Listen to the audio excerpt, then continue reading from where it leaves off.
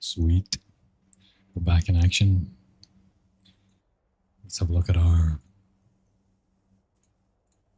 ping.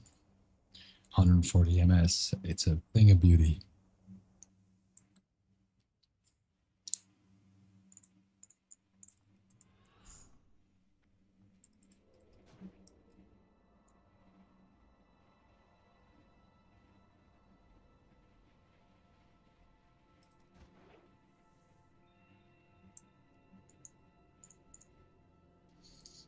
Yo, it's been a minute. Oh, hell lordy. It has been a minute. How you doing, brother? Nice to see you in the chat again.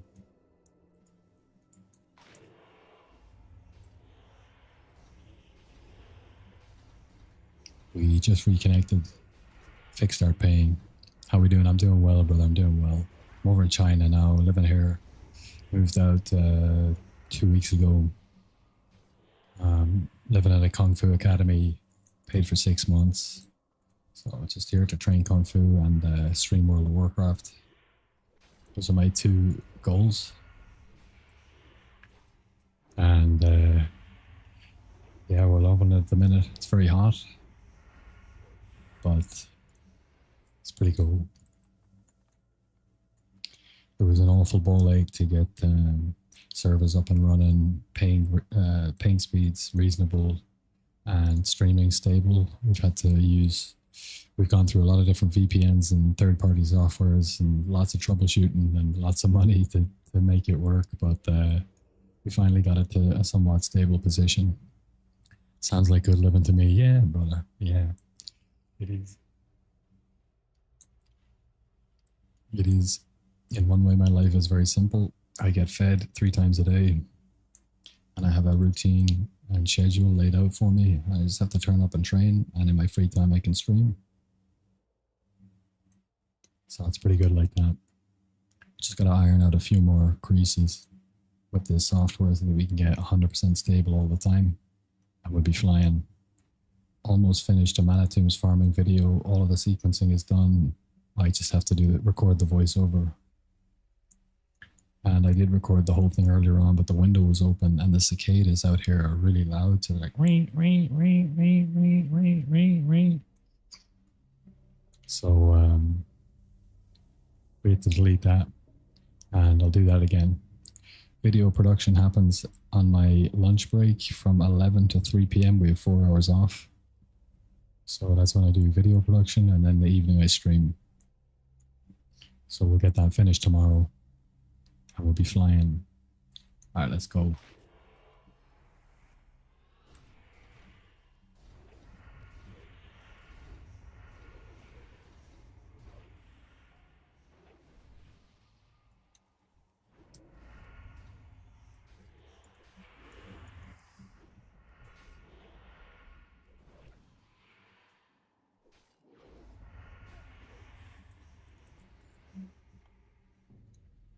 Nice.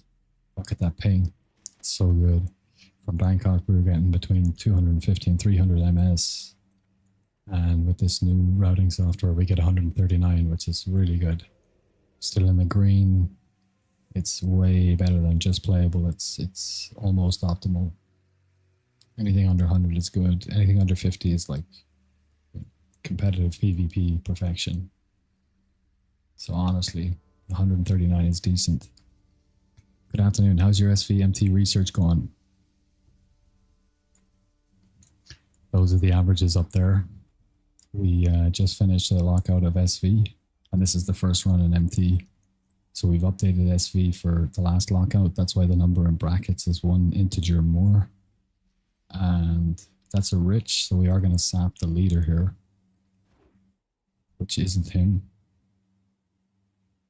It's him.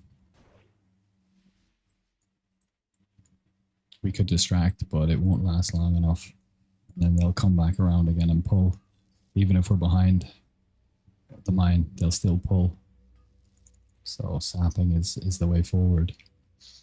Yeah, it is nice. There is a much, much bigger delta between the two than I had previously thought. So even with the extra cons that we need to use in SV, it's still significantly more gold per hour.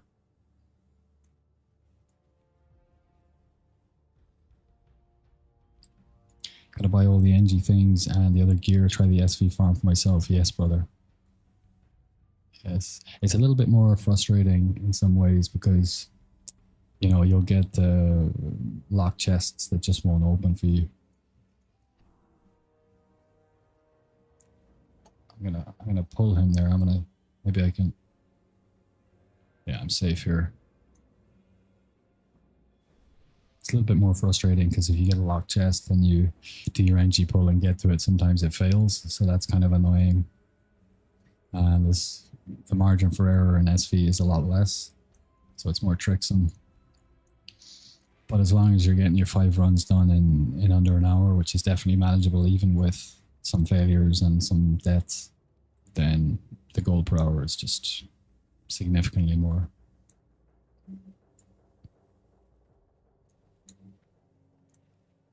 How you doing? How's your day going, by the way?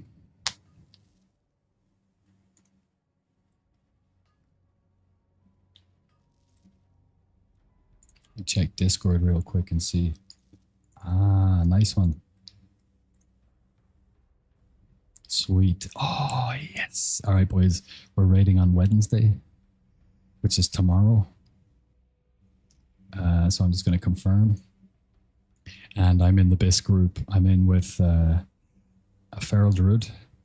So I get 5% leader of the pack, 5% crit. I'm in with Traktar, my co-guild lead and raid lead. So we're going to be getting that warrior shout. I'm in with Mujaru, Shaman. So I'm going to be getting that Wind Fury. And I got a Hunter in the group as well. So, and yeah. And we have Talon. So we are going to be aiming to parse big time. Oh, more importantly, I need to check if we have another rogue in the raid. We do. Gluck's first. Okay, so we're going to get him on exposed armor duty. Well, we're going to ask him if he will do it. But since he's not in the best comp, he will hopefully agree to do that. He's not a regular raider. I've never seen his name before. But the general etiquette is, if you're not in the best comp, that you expose for the person who is so that they can parse. Okay, we hit reset.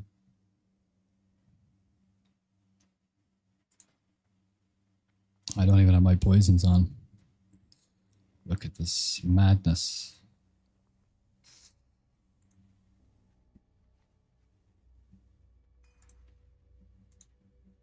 So yeah, we're gonna be pumping tomorrow night.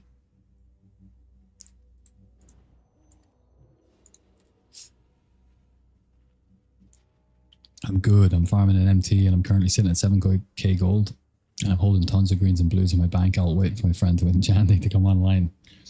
Are you on my server? Because if you want, you can send them over to my disenchanting alt and I'll disenchant them for you on stream. If you fancy that. Nice one. We got this early chest.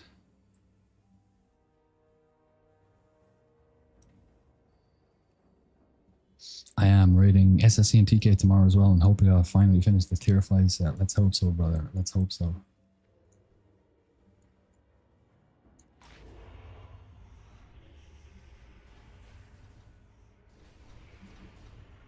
We are going to cloak that slow because we don't need it for anything else. We're going to pull him in to get the maximum value out of our Blade Flurry. That's a 2.2k burst. Down to 2k, okay, toward the end. 2.2 is the best burst we've gotten so far on these packs. But 2k is solid. Anything above 2 is anything 2 or above is really nice. Spec swap back. I think what I'm going to do after raid is I'm going to respec. So I have the subtlety spec for SV, and then I have harp spec for MT. And I'm just so that I don't have to spec swap all the time in here. It's kind of annoying me. So that's what I'm going to do. As soon as I finish the raid, I'll spec into harp and have harp for MT, and then respec into subtlety for SV, and then just respec back to base raid comp before the raid. Welcome back. Thank you, Inflames. It's good to be back. And we sorted out our ping problem. Check this out. 139 ms. It was a setting on V2RAN software called ton node, which we needed to turn off. It was basically pulling, it was forcing all of our packets through V2RAN when we have a boosting software specifically for World of Warcraft. So it split tunnels it out underneath the Great Firewall. So it was completely undermining the functionality of Booster. That's why we're sitting at 700 ms. What's your rating schedule? Rating schedule is European time. We start the raid at 8:30. And then we raid until we're finished. We do SSC, TK, and Gruul in one night, and we usually have that done in about 2.5 hours. So it's Wednesday, Thursday, or Friday. I sign up for all 3 days, and the guild puts me wherever is most convenient for them. So I sign up, and then I know once they've made the comps which day I'm raiding.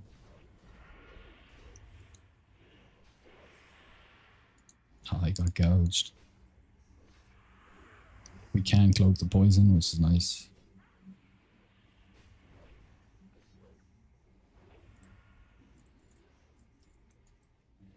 Ah.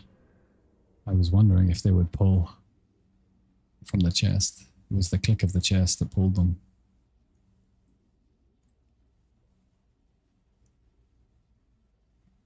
So rating, the time is always the same, but the day shifts week to week. Ah, bollocks, I'm going to die here, am I?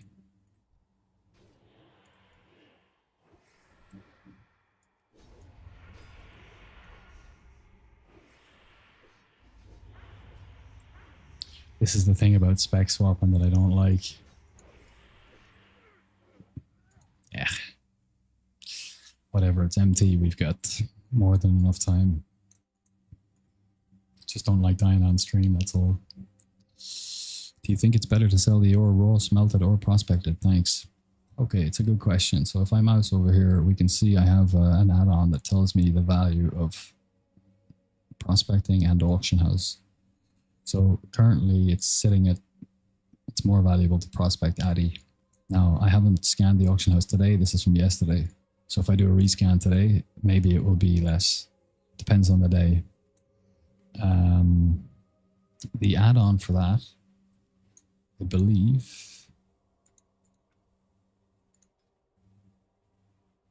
it's Auctionator Tooltips. Yeah. Show estimated disenchant value of items in tooltips. Show estimated prospect value for ores with jewel crafting in tooltips. Auctionator add-on. So that's what you want to do. Get Auctionator, come down to tooltips, and check these to be able to see on the fly. Now, I'm going to be saving all my fell iron because there was a guy in chat yesterday, Bendalat, I think, and he reminded me of the fact that in Wrath, everyone and their grandmother is going to be going engineering. So they're all going to be swapping over to engineering, which means they're going to need to buy all of the materials to level it up. And fell iron ore is worth peanuts right now. It's less than 1 gold each. But in Wrath, you need fell iron bars in order to level engineering. Like for a large bracket of the TBC NG bracket, you need fell iron bars. And he said the last time Wrath came around, they were selling for 10 gold each, the bars. And you need 2 fell iron ore to make a bar. So at the moment, if you were to, this is more of a long game thing, but I'm holding on to all my fell iron ore now because it's not worth selling them at the moment. And the prospect value is around the same, right? So 2 of these is worth 1 gold 80 now. But in Wrath, it's going to be, close to 10 gold, and if it's not 10 gold, it's going to be somewhere between 5 gold and 10 gold. So that's, if it is 10 gold, we're going to be able to 5x our money which is absolutely insane. And if you think that you're going to buy too many of them, just remember everybody has to go engineering because it's just BIS. So that's I was looking for the asset that I was going to invest in for Wrath in order to make the most amount of money that I could. And Bendalat said it in Raid in chat yesterday, and I realized how right he was. So I'm saving all my fell iron, and I'll probably start buying them up as well as we get closer. Probably end of phase 4. End of phase 4, I'll probably start buying them up.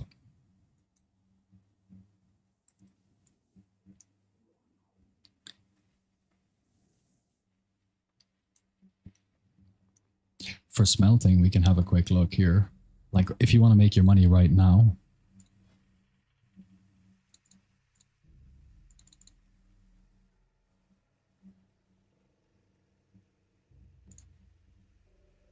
okay, so the profit to smelt is 50 silver, which is really good because the ores themselves cost 90. So let's just, for easy math, let's say it's 1 gold per ore. Then it's 2 gold to make a bar. And the bars are selling for 250. That's a 25% increase in your profits. That's huge. That's huge. That's the difference between a gold farm being 400 gold per hour and 500 gold per hour. It's massive. So yeah, I would, if you want to make the money now, smelt them, turn them into bars and sell them. But if you want to make the long money, hold on to them for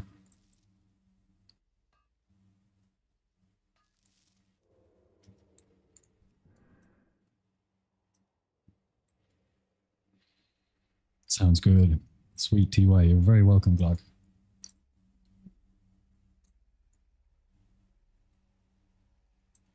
We need to buy more flash powder.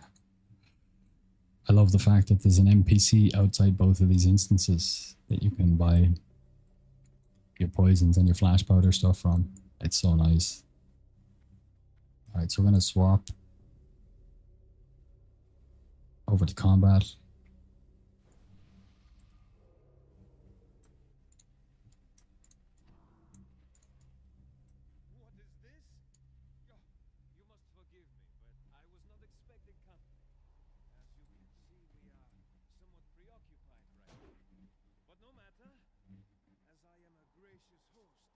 Yeah, cheap shot. We're gonna blind. Oh shit! Fuck that up. Alright, let's just kill them all.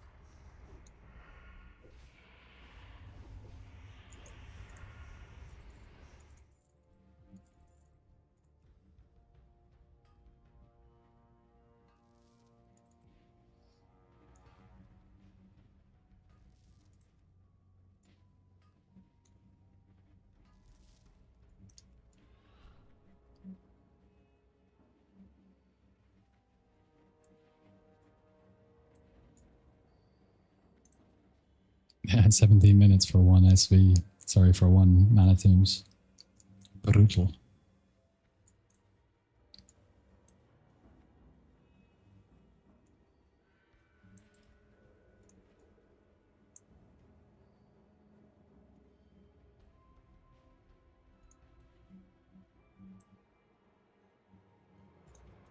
Oh, we did 2 lockouts, right? I thought we only did 1.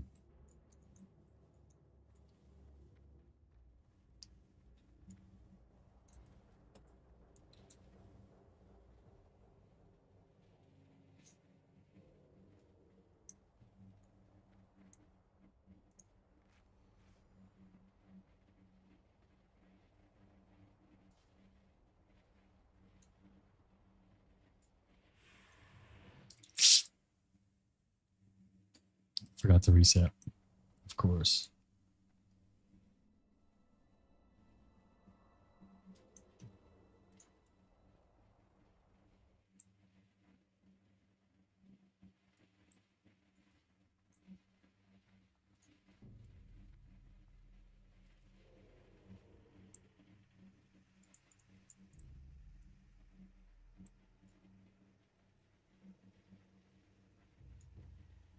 It's not left. Man, we've got this chest every time. That's so nice.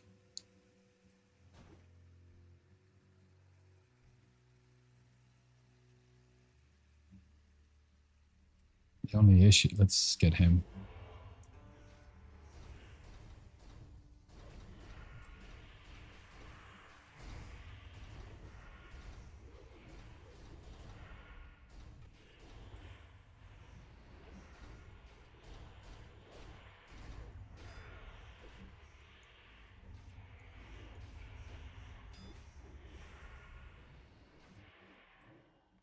I mean, we don't have to, but...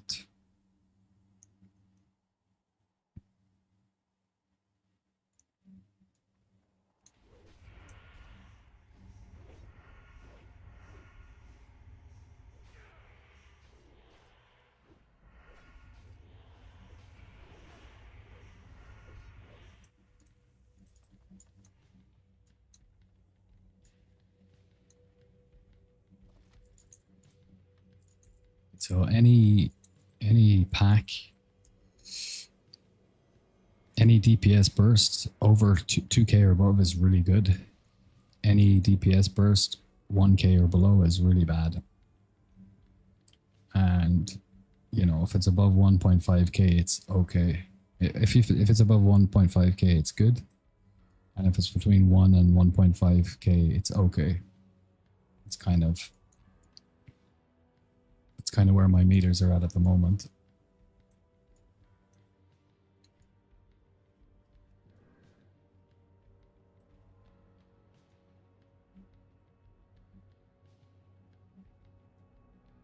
I did say I was going to pickpocket this time around, but can't be ours.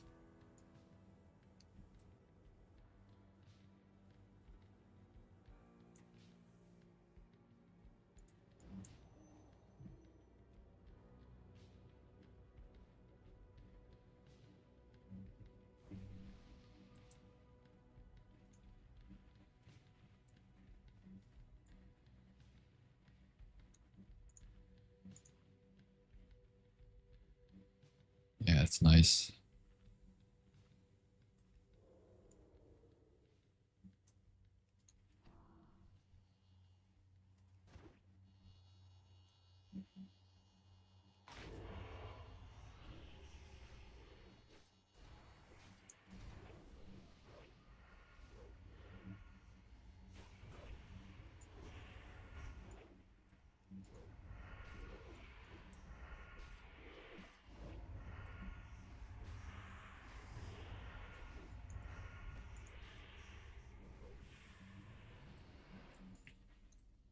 .6 is fine.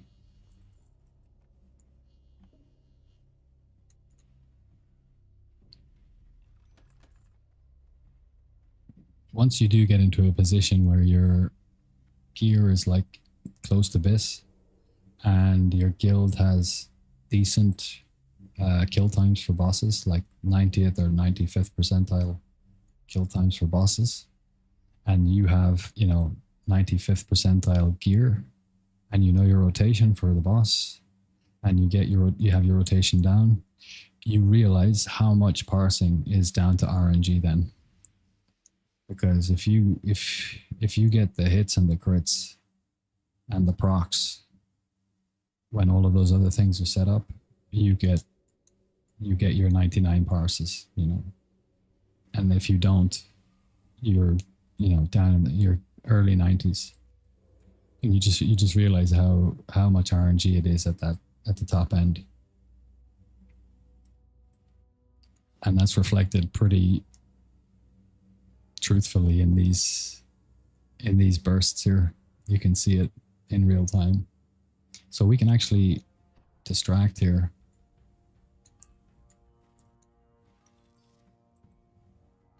They do come close enough to pull, but when you see them over there like that and distract, you can just get away with it, which is nice.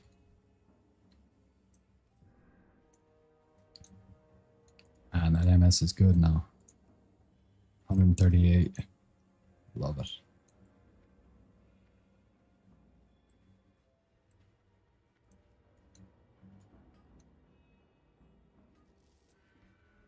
This line is where is the danger zone. We didn't need it anyway. Okay.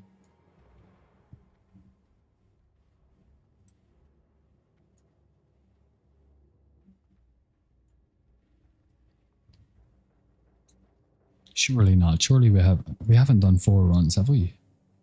One of those is a dupe. We've done 5, surely. We've done 3, surely.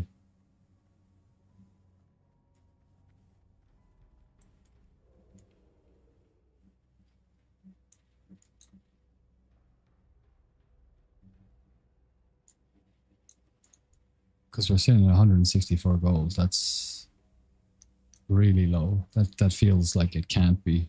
Yeah. It says here resets 3. Nice one.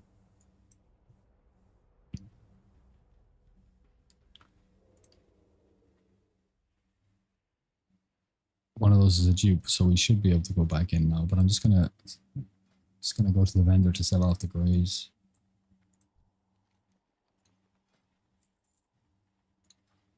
Get a bit more space.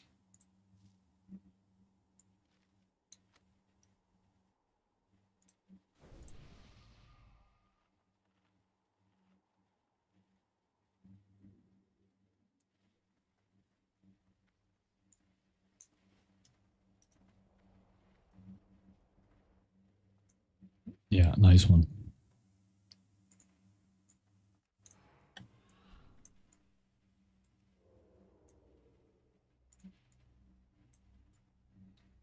Oh, it's that one. Cool. So we extract, spec swap.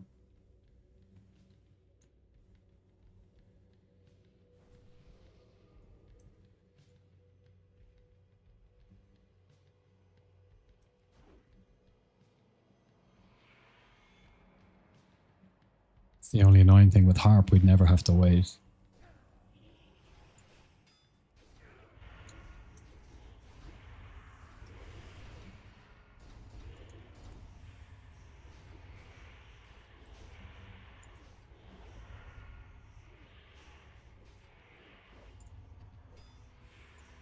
Let's see if we can pull him.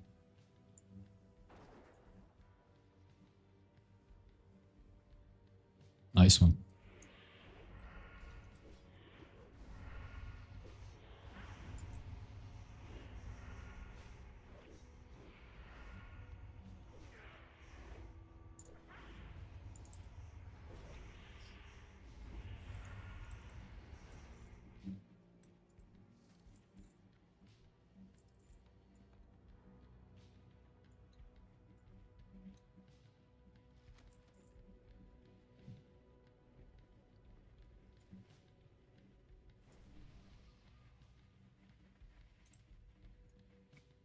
Do you have any idea how fast will Black Temple be cleared for race to first realm kill?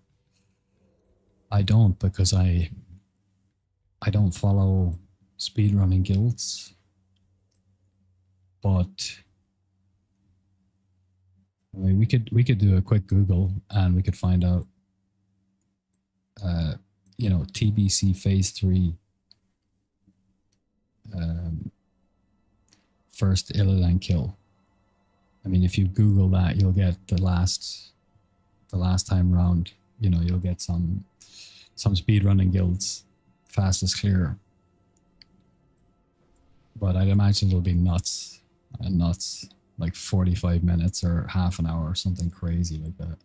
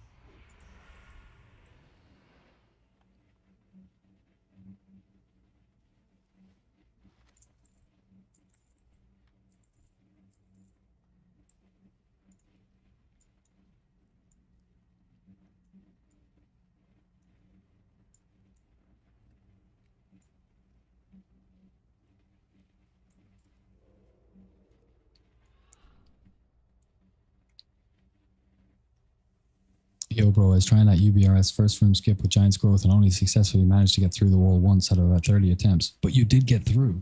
Holy shit. Oh, brother, that's really, really nice to know. That means that it's possible.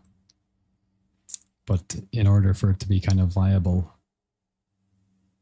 I mean, if you can only get it once in 30, it'd probably be faster to kill all the guys in the room. But if you can figure out how and why you got through that one time, if you can somehow manage to do that, then you can just do it every time, right?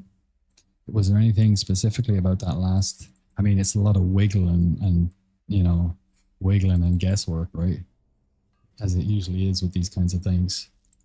But big GZ on proving that. That's awesome. When I'll probably do an updated Fell Striker farming video once we get a little bit closer to Wrath. So I'll be testing your method out. Let me just screenshot your message here so I can pop you in the video for the guy who proved it. Nice one, got you.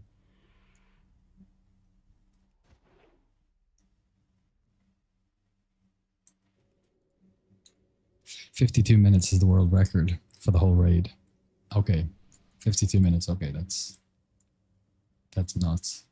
I promise you, this time around, they're gonna shave a lot of time off that. People are always figuring out how to push.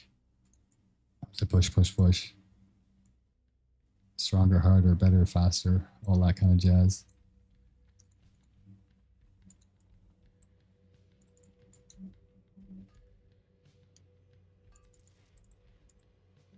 I mean, if they nerf Black Temple, it'll be faster for sure. Yeah, there you go.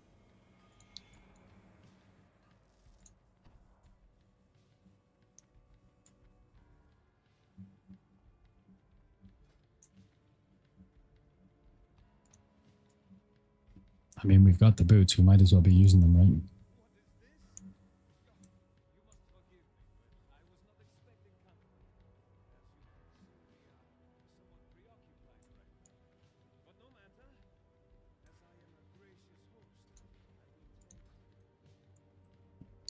Mohammed, hello, brother. How you doing? Welcome to the stream. Thanks for coming back. Appreciate you. We are just about to do our last run. Let's boots out of here like a bro. Let's see if we can get away with it. And I didn't buy flash powder. I need to get some anyway. They'll nerf it for real. Well, there's post nerf and pre nerf, and the original TBC content was like, you know, pre nerf obviously before they made it easier. But they decided to release when phase 2 came. Everyone was wondering, is it going to be pre nerf harder or post nerf easier?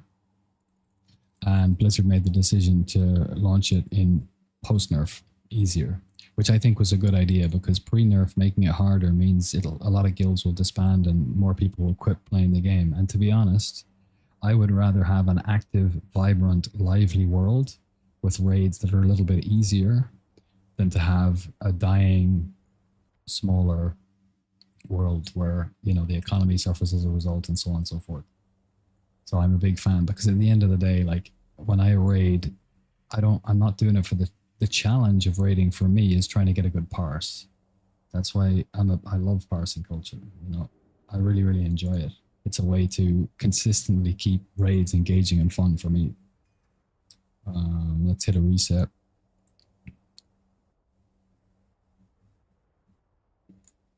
Was that it? No, we got one more. Those were dupes. Good. I was thinking 220 gold is a very bad lockout. It's not left. It's not right. Okay. What's it going to be? I think out of those 4 runs, they were all in this first room. I think it's going to be a worm chest this time. We'll see. But I would love for them to get that glaives to drop more often so the brother can get them on Pompeii. You and me both. It is a worm chest. God damn, I'm getting good at this.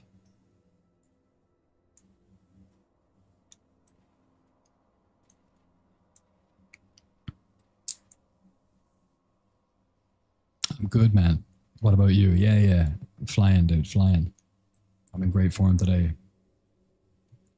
We sorted our ping problem out. We're sitting at 139 ms from China. That's insane. And we seem to have a semi-stable stream today. Hopefully it'll remain that way. So all is good in the hood.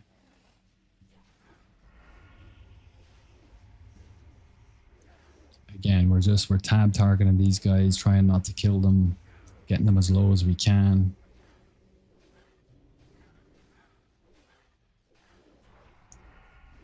Oh, that was kind of a mistake.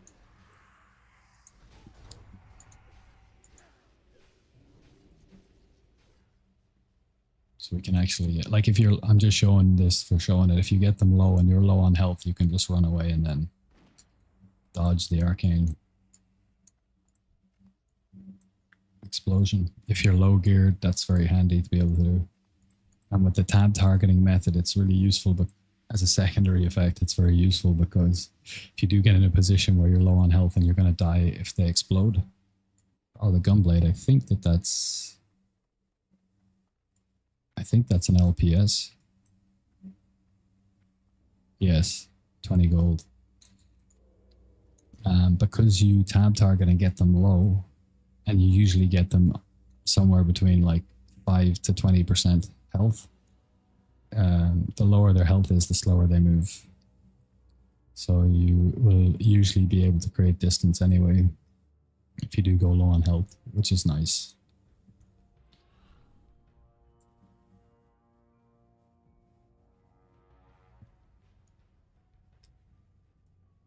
It's all muscle memory now, bro. Once you get more reps into it, you got to speed run it. Yeah. I don't know what changed because back then people won't leave. In fact, many people see it as a challenge and want to clear it. But I get your point. Yeah. I mean, it's just a numbers game, right? It's just statistics. If the raids are harder, some people will leave. The easier they are, that's parsing Warcraft logs, and parsing kind of solves the problem of allowing people to have the best of both worlds. You can make it easy enough to keep everyone happy, hard enough that it's not just a complete cakewalk and you can still wipe if people don't do what they're supposed to. And you can just parse, you know, however easy it is, you can still always, it's always going to be as hard as the best players can play it because you're competing with them for your parse. So I like that we kind of have the best of both worlds. But I know what you mean, and there is a part of me that kind of yearns for the harder stuff, you know, so that there's a bit of prestige in killing raid bosses, Illidan or whatever, you know.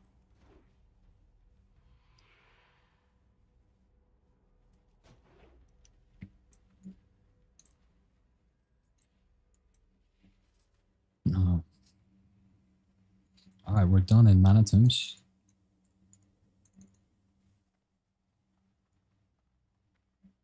Nice, we got a nice easy vein to finish it, and we're gonna hearth back to Shat. 258. I think we'll probably be at around 275 after we mine this, if we get four taps out of it. We're now at 260, 237. We're around down 262 gold. Let's get our calculator out. So what are we sitting at? MT at the moment, 289 gold average. Multiply that, but the runs we've done is 6. That's 1,734. Then we add...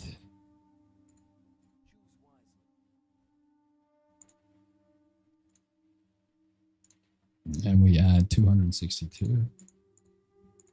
And then we divide it by the new amount of runs, which is 6 plus 1, 7. 269 flat. Let's update.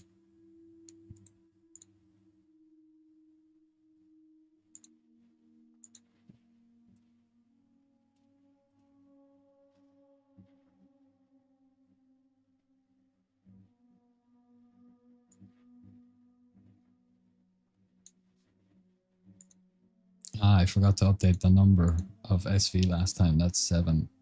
And MT is 7. Okay. So we're sitting at, wow, that's almost 100 gold more per hour in SV at the moment. But with so few lockouts, gems being so RNG, you know, the more data we have, the more the truer the real average becomes. So we need, this is 35 SV we've done and 35 MT in the last, I don't know, 4 or 5 days. So we're just going to keep doing this through until Wrath and get that value locked in. All right, let's send our stuff over anyway.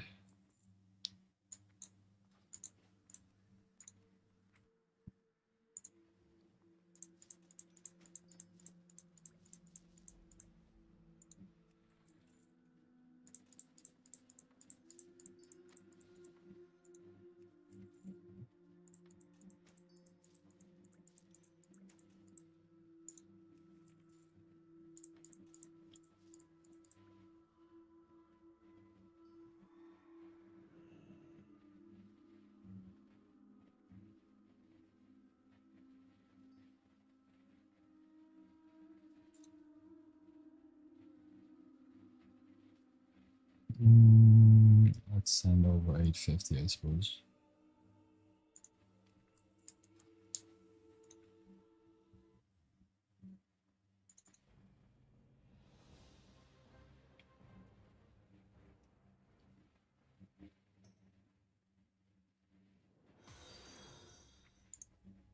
Yo, thank you for the follow, Kem Simo. Appreciate you. Nice one, brother. When Twitch make noises, I get happy.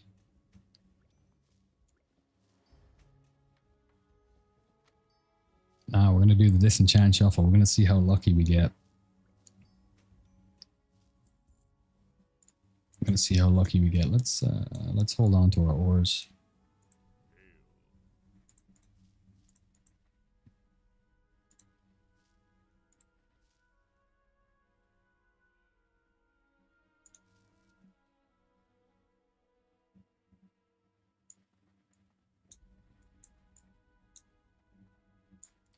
Okay. Let's put it on swag first. What's this? This is a level 66. This is a Manatoons green. Dust 66, Manatoons. Let's do the Manatoons first. See if we get any 63. Oh, lesser planar. Okay, so it's one greater. Still all right. Gunblade's definitely going to give us an LPS. 63.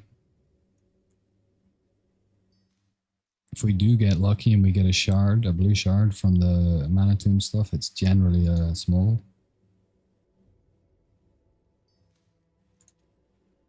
But the SV shards we get, we got a, wow, that's really nice. We got a large prismatic shard from a Manatoon screen. That's really, really lucky. Arcane Dust, 64. A greater planar, we love that. What are they sitting at now? 499. Another greater planar, sweet. 2 greater planars, 10 gold. Sick. A large prismatic shard. Shit, we're getting really, really lucky with shards from greens in this one. Oh, that was, I don't know if that was an SV green though, because we had a 70 here. Arcane Dust. Dust. These are all 70s, yeah. Greater planar, sure. Vendor value, 3 gold. Arcane Dust is worth, okay, so 3 dust is actually worth more than the vendor. It's 3 gold 15 and the vendor price was actually 295 or something. So even at 3 dust for some of the items, you're winning. Greater planar, vendor was 3, greater planar is 5, so almost doubling your money there. 381, 2 dust. All right, we lost money on that one. 2 greater planers from a pair of boots. That's insane. 2 dust. That's bad. LPS. I think that's it, right? Yeah. Kemsimo, hello, hello, hello, brother. Hello, hello. And thank you once again for the follow. Appreciate that. Imagine playing TBC back in the day when Tempest Keep was so hard. Kael'thas wasn't defeated for 130 days. Yeah, I think I watched a Willy video where he mentioned that recently. That's absolutely insane. 130 days. Holy, that's 4.5 months. 4 months.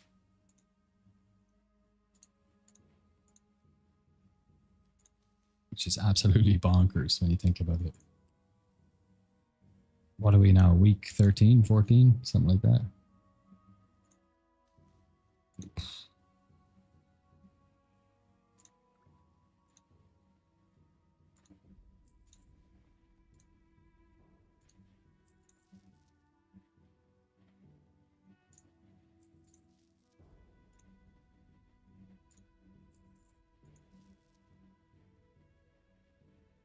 I'll keep the Eternium, I think. Noble Topaz are slipping down as we get closer to phase. Which makes sense. I'm just going to vendor that. Nobody's going to buy it. I'm going to send that to my boy. Pot scroll. Sure. Let's see what haste pots are sitting at. If they're under 15 gold. 15.55.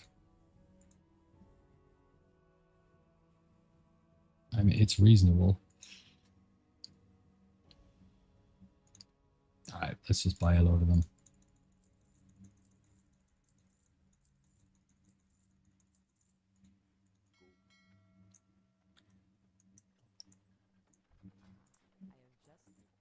Okay. We went to the consortium guy in Nagrand yesterday. We got an amazing bag. We didn't get any living rubies, but we got a noble topaz, a dawnstone, and a night's eye, and 2 green gems from one bag. It was a serious bag.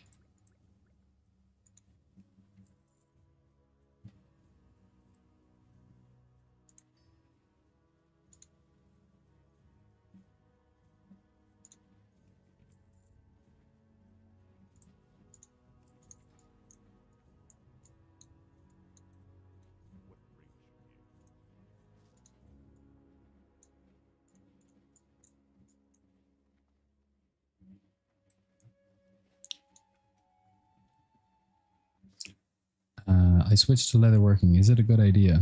Are you a rogue? And I rolled alchemy on an alt and looking for recipes like haste. It's always good to get the haste pot because you get the procs and you can make serious money out of it. So alchemy is definitely good on an alt for sure. It's always a really, really good profession to have on an alt. One of the best, if not the best. I'm rogue, NG and leatherworking. Yes, that's a really good combo for rogue because it gives you drums of battle if you don't have a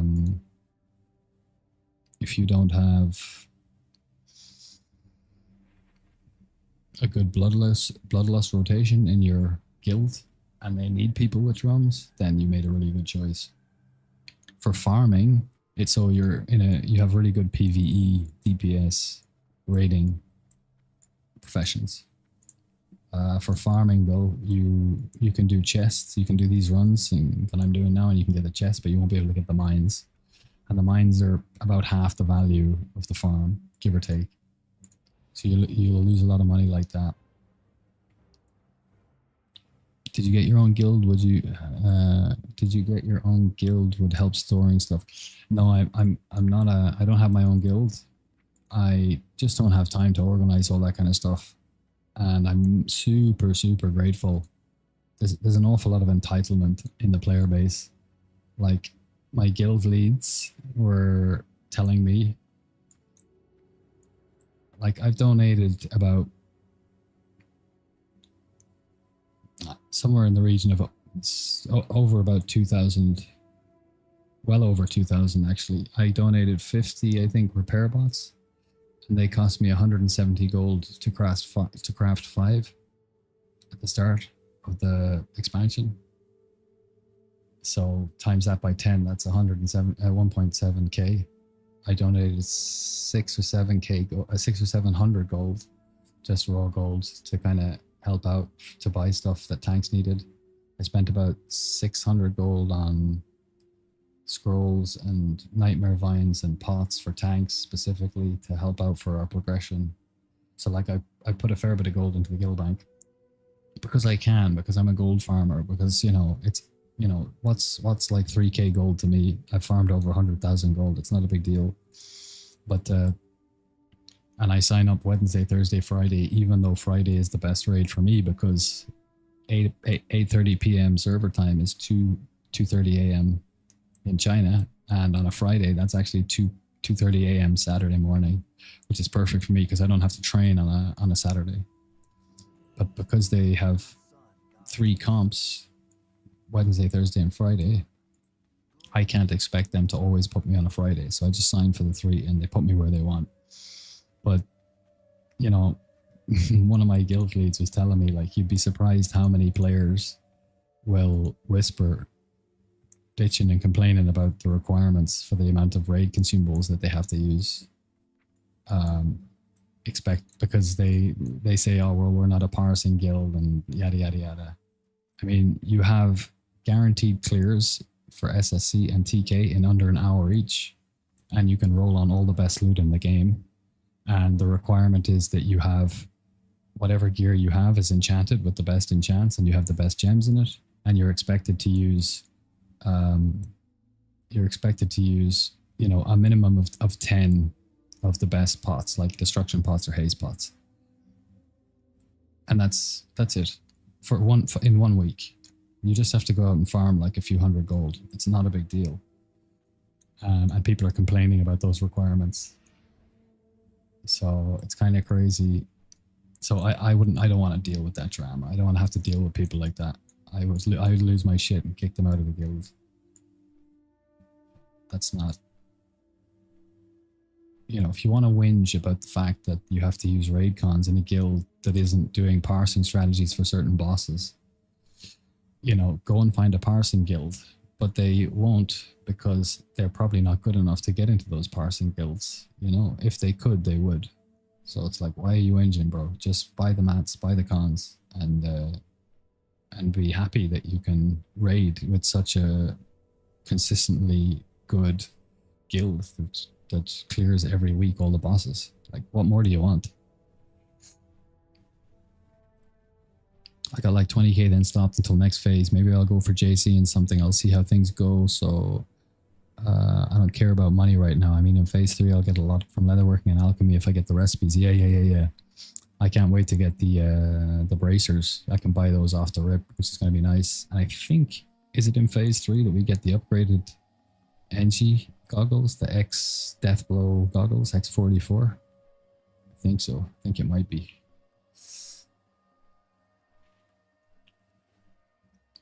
But yeah, leatherworking and alchemy are great for making money. Lots of people are ungrateful and lazy to grind. They expect everything. Yeah, exactly. I always had an alt guild, only my characters in it to store my mats that I would sell. Yeah, well, I've run out of space on that guy. So I'll send it to one of my other rogues. I think I've got about 5 or 6 rogues just sitting there, characters that are made. So stack those haze potions up, and if they go from, hopefully, like the absolute dream is that they go to 30 gold each by the time Sunwell comes around. I don't think that they will. I think they'll probably get to about 25 gold, but if they got to 30 gold each, it means we double our money. And since we're liquidating all the assets from the farm and putting them into haze pots, you can look at the values up there and you can double that. If they go to 30 gold, that's how much we'll be getting out of these farms in Sunwell.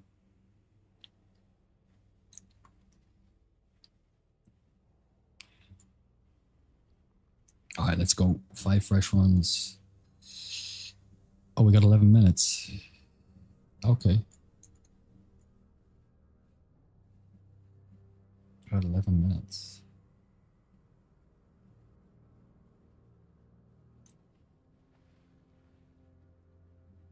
Let's see if I can turn that off.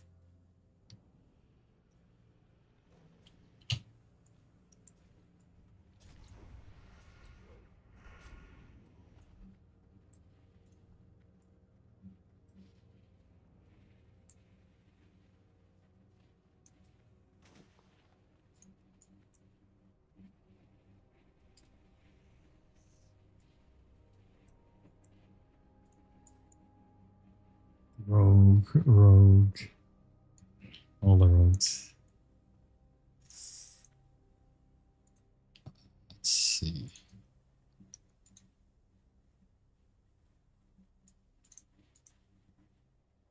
Okay, I'm gonna go for one quick smoke while we wait for lockout.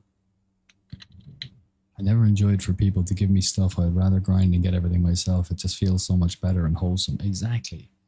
It's way more rewarding. I mean, that's like a deep principle that runs through all things in life. If you save up your money and work hard and buy yourself a nice motorbike or a car, whatever it is that you are, a nice PC, you're so proud of it. If you just get given it, you don't value it nearly as much. I'll be right back.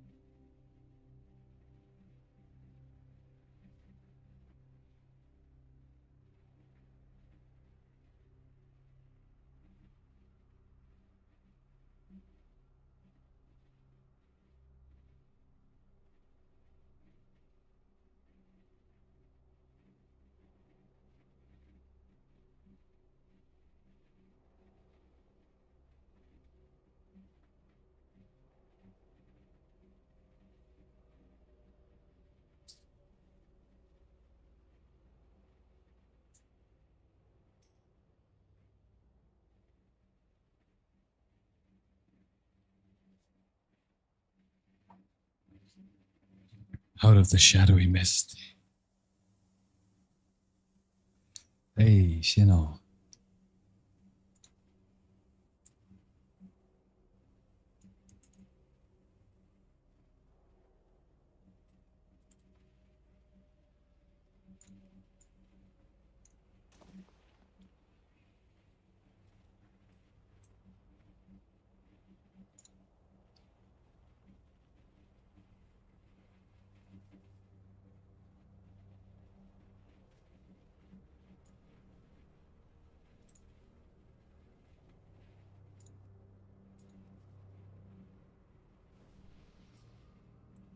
Nice. We're in. Okay, 10:15 p.m. If we do 5 runs of SV and 5 more runs of MT, try and get to bed at a reasonable time. And I would like to train tomorrow. So try and get a good night's sleep. Nice. It's not locked.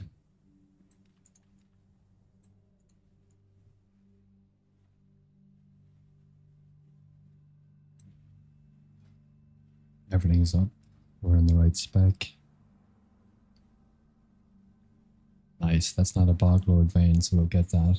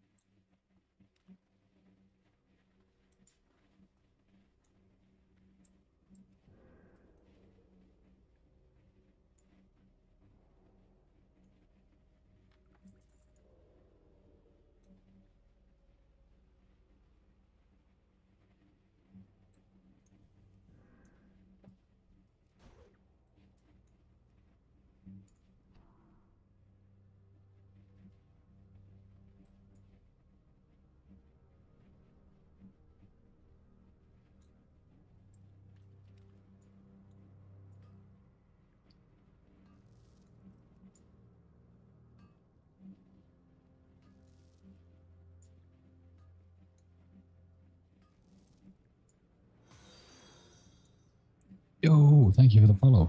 Thank you so much. What is that? 96? Doinks 96. Big doinks. Big doinks. Thank you for the follow, brother. Appreciate you.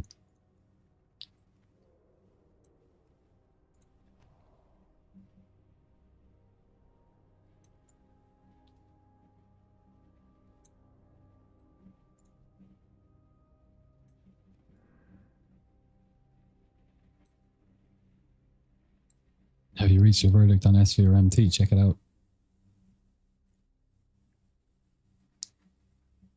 That's the number you see in brackets is the number of lockouts we've done of each. So just a few days ago, we started to take our goal total from 5 lockouts and then average them out for every new run. So yeah, SV at the moment is significantly more gold per hour.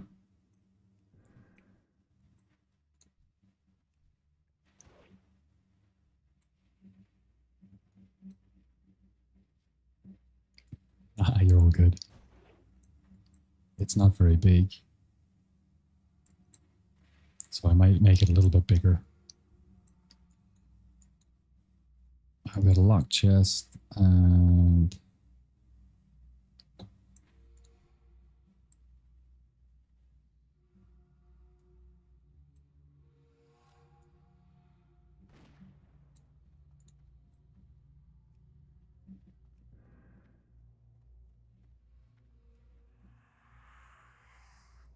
Just waiting a little because we want them to social, these guys, right?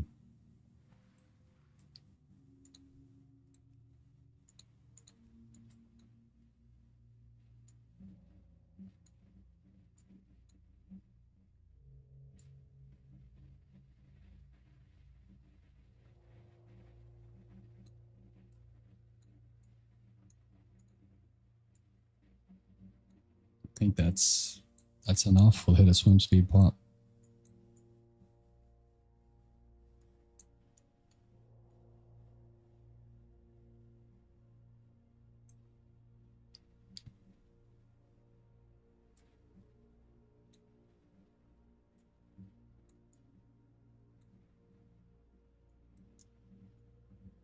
Hey, do you have a video of Kara? I assume that's Kara. Hold on, my chat has gone off screen for some reason.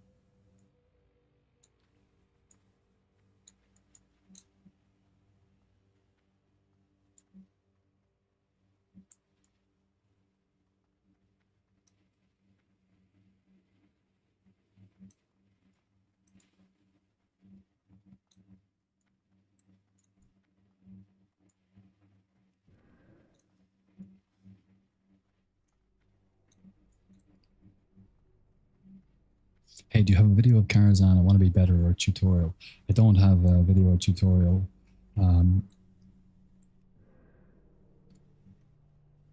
I suppose I could make one, but it wouldn't really be a very good parsing video because nobody wants to parse Kara now. Well, if you're in a parsing guild, people will still do that.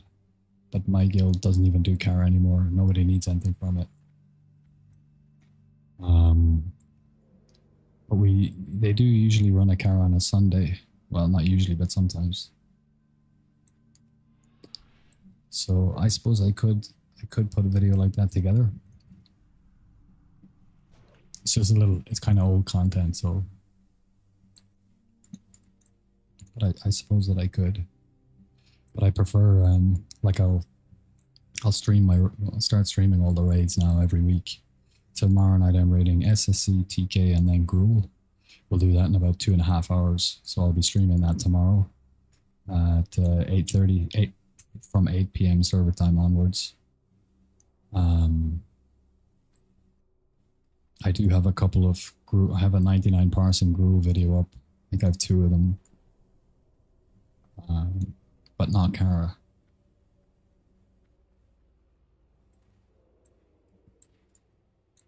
So what I might do tomorrow is just stream the raid and then make a video out of the stream.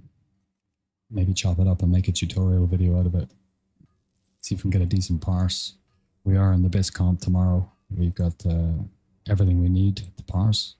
And there is another rogue in the raid. So I just need to contact him and see if he knows if he will expose armor, if he has the right spec and knows how to do it.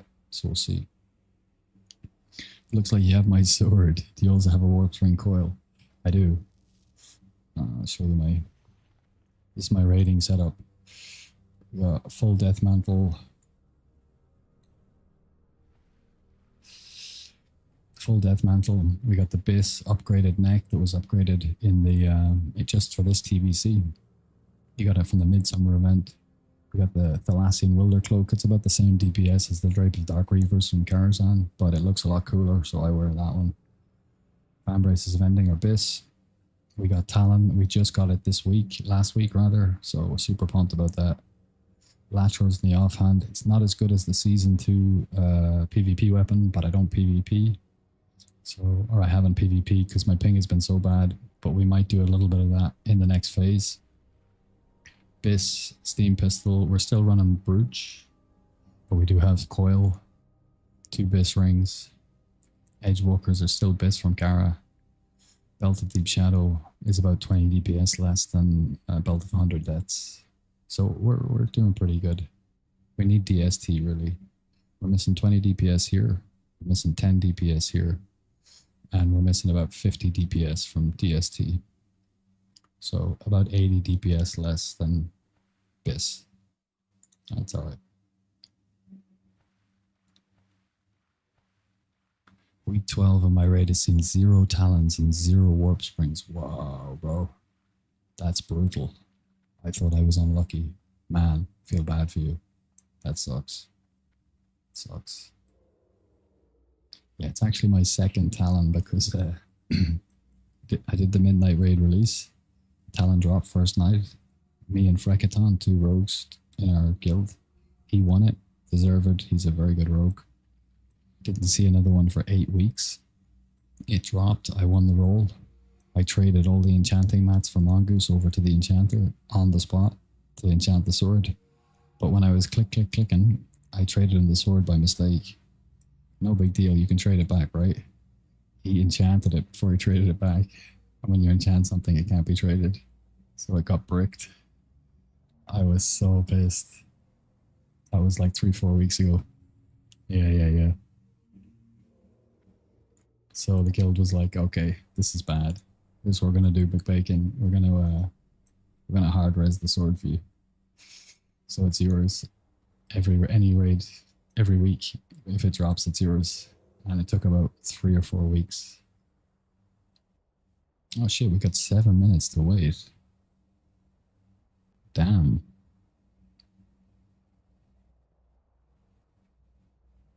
Damn, 7 minutes. That's crazy.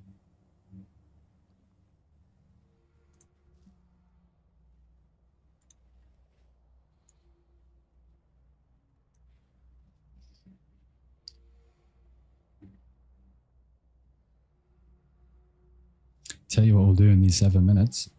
We're going to look at, I'll show you what the base is for phase 3, and we're going to show you from phase 2 to phase 3 how to upgrade. So let's go. First, we want the wowtbc.gg. Then we want wowsims rogue DPS. Let's go. Yo, Doinks96, thank you so much for the Prime, brother. You legend. You legend. You made my night. Let me update my subs goal. 7 out of 10, baby. 7 out of 10. The lucky number. Love you, Doinks. Love you, bro.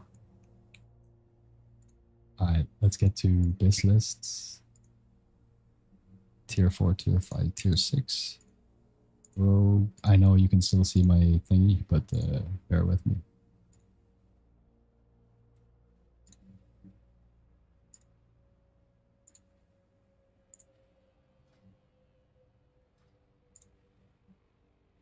Save gear set. That's it, isn't it? Yeah.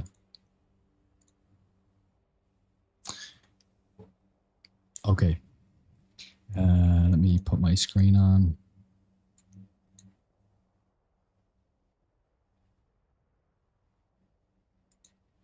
There we go. Let's get rid of this. Let's do that. Okay. So this is my current. Don't worry about what this number is. We don't really care what the number is. We only care if it goes up or down when we swap out a piece, right?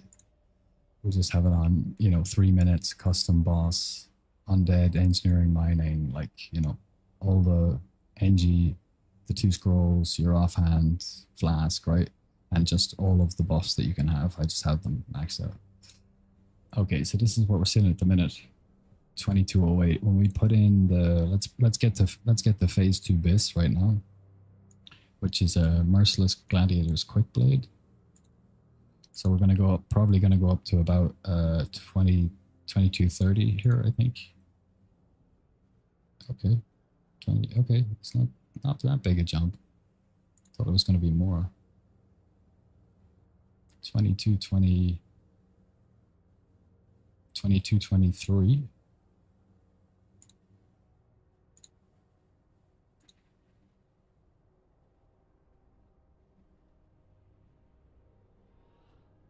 Let's take that down to 5,000 so we can do this a little bit quicker. Okay, so it's 15 DPS, right? 15 DPS. Okay. Then we want Belt of Deep Shadow. Belt of 100 Deaths. This is going to go about 20, so we should go up to like 2245-ish.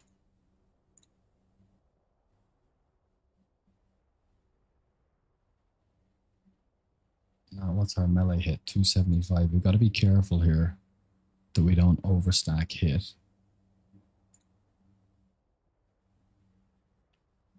Okay, so okay, it's not a huge jump. I thought it was 45. So it's about 10 DPS more. Interesting. It returned 20 DPS the other day, but this is how it works when you swap out different pieces.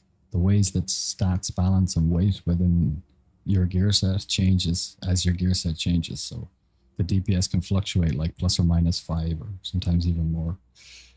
All right, so we're up to 2232, and let's put in Dragon Spine Trophy. We should get up to 2280 or something like that. Yeah, there we go. 50 DPS, right? So this is phase 2 BIS. Let's just double check and see if we get more out of the Wilder Cloak or out of Cape of Dark Reavers or Drape of Dark Reavers. So 2285. It's the same, right? It's the same. But the Wilder Cloak just looks way cooler. So we'll keep that.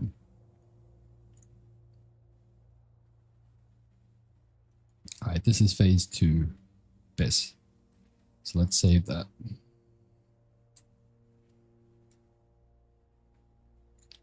Okay. Let's go tier 5. Tier 6. Okay. Curse Vision of Sargeras. Let's start with the single items that don't break our set first. Because oh, sorry. Sorry, my bad. I messed up. We're missing Bloodseed Brigand's Vest as well. 2284, 2300. So that's worth 15 DPS. Just a little bit under 15 DPS. Okay, like 13 DPS, right? That's phase 2 BIS. Yeah. All right. So Choker of Endless Nightmares from Supremus. 2298. And we go up to 230. That's about 10 DPS, right? 2308, 98, yeah. 10 DPS, right? Let's always go back to our BIS. Let's see what the cape is. Shadow Moon Destroyer's cape. 23. We were 2298, right?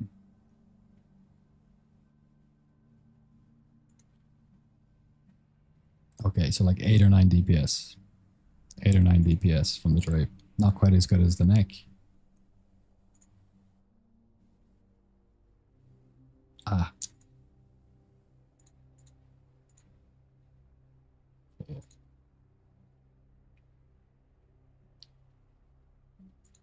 Okay, then let's go for the Insidious Bands. First, okay, these are the leatherworking ones that you can buy. So let's try these first. Now we're missing, if we use these, we lost a gem. Now we're missing a blue gem.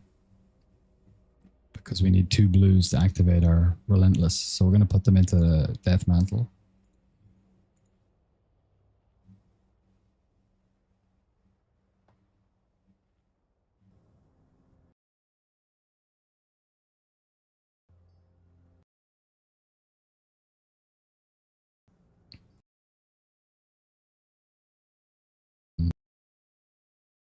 Boots now. So Shadow Master's boots. Nice one. They have the same gem sockets, so we don't have to mess around.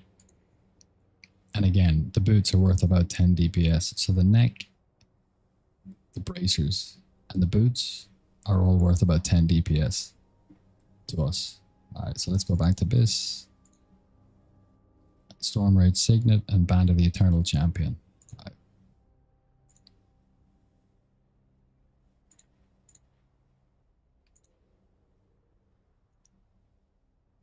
Okay, so this one's a little bit better. It's like 15 DPS for Storm Rage Signet. And it is Deceitful Intent, isn't it? Oh, Band of the Eternal Champion. There we go. Ah.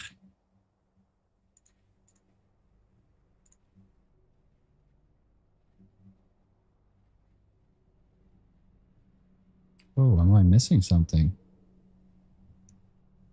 What the hell? One sec. This can't be right. Let's go phase 2 bis. 2298.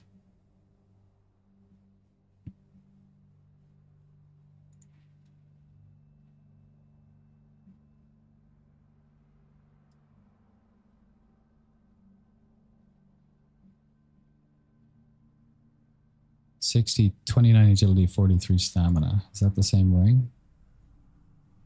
2943 at AP 60 and 160 proc. AP 60 and 160 proc. 2296. What the hell? Why is that listed as BIS? It's a DPS loss. Okay, well, let's use what they're saying. Ring of Deceitful Intent. And we're getting around the same DPS as Band of the Ranger General. A little bit less, actually. What the hell? That's crazy. Let's put it in the top slot then. And keep Ranger General and see if we can get a DPS increase. No, we're dropping DPS. So one of these two things is wrong. And I generally like to go with the Sims. So this isn't a great ring. Storm Rage Signet. Yeah, that's insane. 2314. 2312. I always like to do it twice because when you swap things around, I find that you get a slightly higher or lower, generally a slightly higher value on the first iteration. And then when you do it again, you get a value that you generally get no matter how many times you do it. So let's swap out. Let's see if we can increase 2312. That's the same. 2316. Okay. See what I mean? Let's try Eternal Champion. We're losing DPS. Eternal Champion is not BIS. Let's see what else they have in the ring slot then. Storm Rage, Deceitful Intent. Okay. Ring of Lethality. Let's see if we can get more.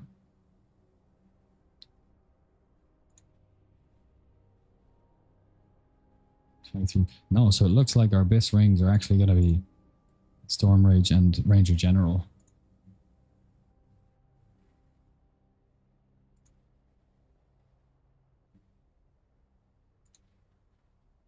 Yeah, like 2314, 2315. Like it's a smidge, but whatever. Okay, so let's go back to BIS. Phase 2 BIS. Check the trinkets. They're still BIS. Arcanite Steam Pistol is still BIS. Let's see what the Warglaves give us. Alright, let's do the dirty. This is our phase 2 BIS. 22, it should be 2298. A little bit. Okay, 2297, right? Well, how much do you think it's going to be? The DPS increase, honestly.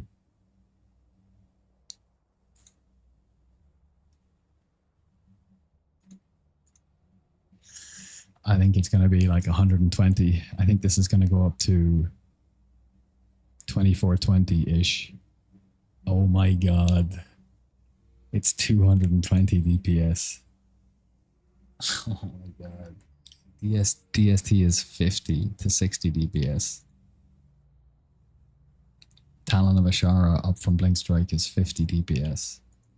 This is 240 DPS.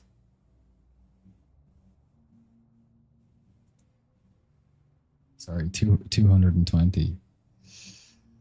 Bro, that's nuts. Absolutely nuts. So still BIS. We change those around. Belt of 100 deaths. Okay, now we get into the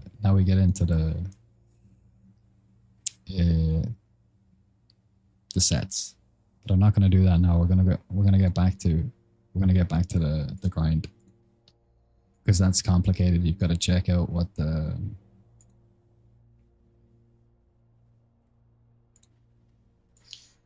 it's just more finicky. It takes a lot more time to figure out what the best item is to break your set.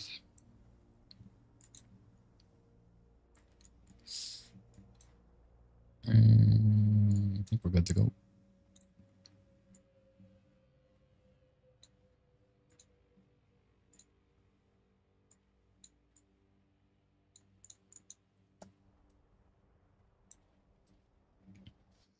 Forex mongoose purchases in like 24 hours.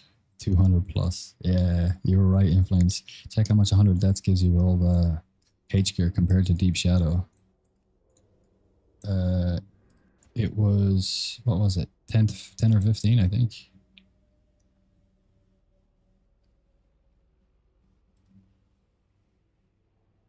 Okay, there we go. And it's locked, but we're going to do... Yeah, I think we'll do a long pull. I don't want to chance an NG. Let's just do a long pull on this one. It's nuts just for just a girdle. Yeah, next phase gear. Exactly. Exactly, brother.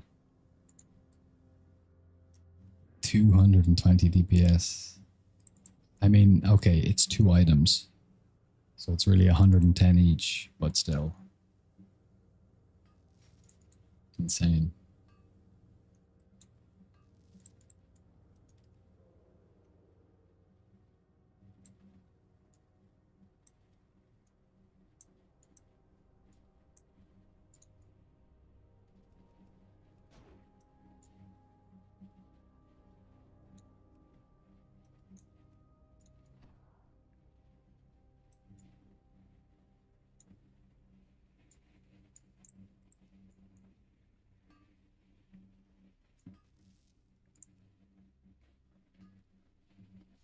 About 30 to 35. Wow. That's the thing. It's crazy how much the DPS of one item can change depending on your other items, your other stats.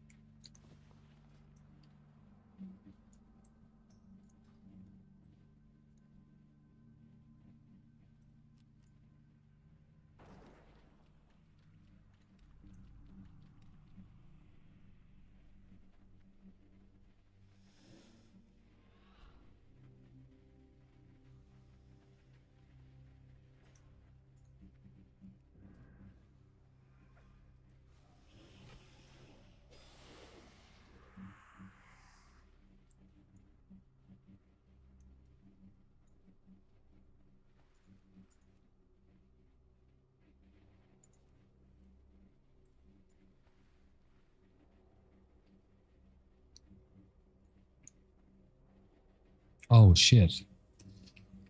I used a swiftness potion. I keep forgetting the potion cooldowns, right? I can't use my swim speed potion now, so we just gotta book it now and hope we don't get destroyed. I mean, we should be alright. What we're worried about is getting hit from underneath when we get up here. We're not worried about them catching us in the water, really. Although that guy could be a problem. Maybe we can...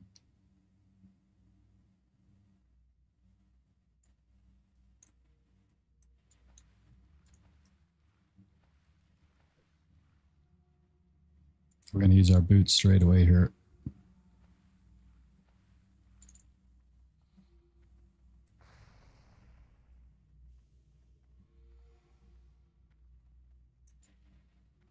Okay. And I think we're going to have to do this. And then do this. And then do this. And then do this and vanish. And we should be able to get back to the chest. I don't know where they came from. Oh no. Oh no. What the hell? Okay, we're gonna try and kill her.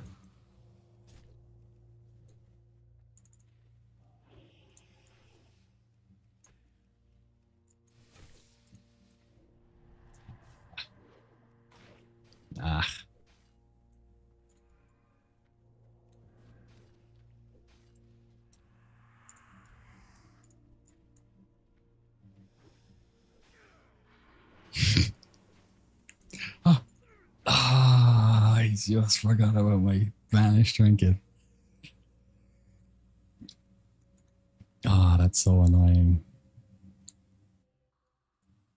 Okay. You live, you learn, you die, you learn.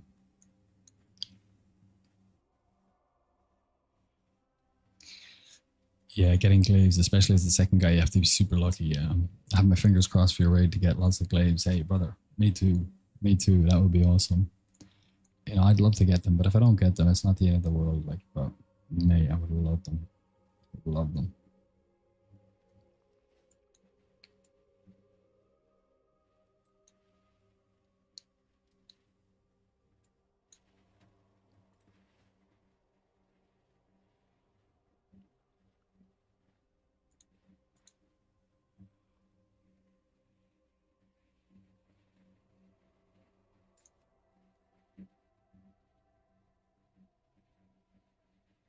So what do we get so far? We got Addy and we got the Fell, and that's it. So we have the 2 chests to get and the 2 mines at the back room and the gas cloud.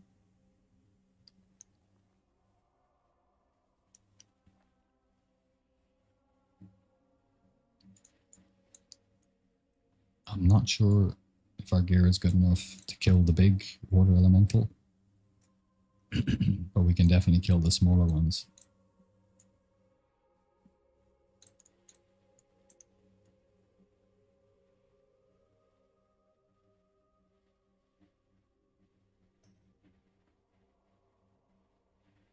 I can't believe I forgot about my Gnomish cloaking device. Would have saved us.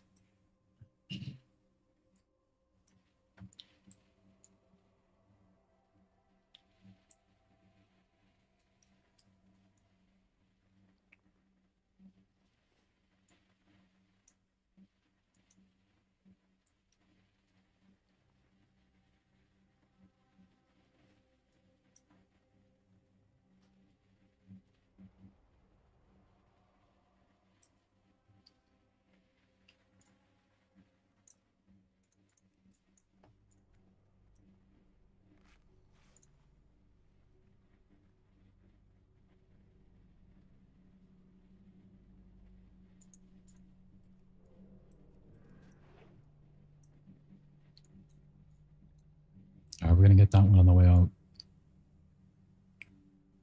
We'll get the easy chest, we'll get the mines and the moats.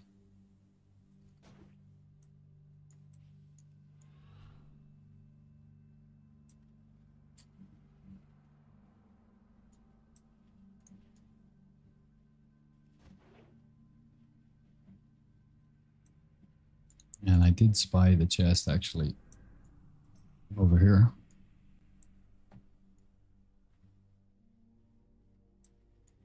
So let's see if it's locked or not.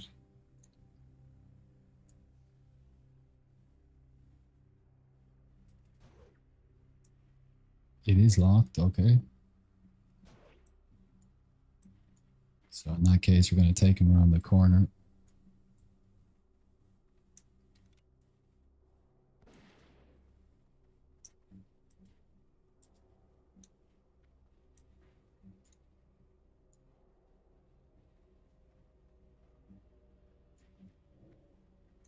We did use our sprint, but we can step to the crab.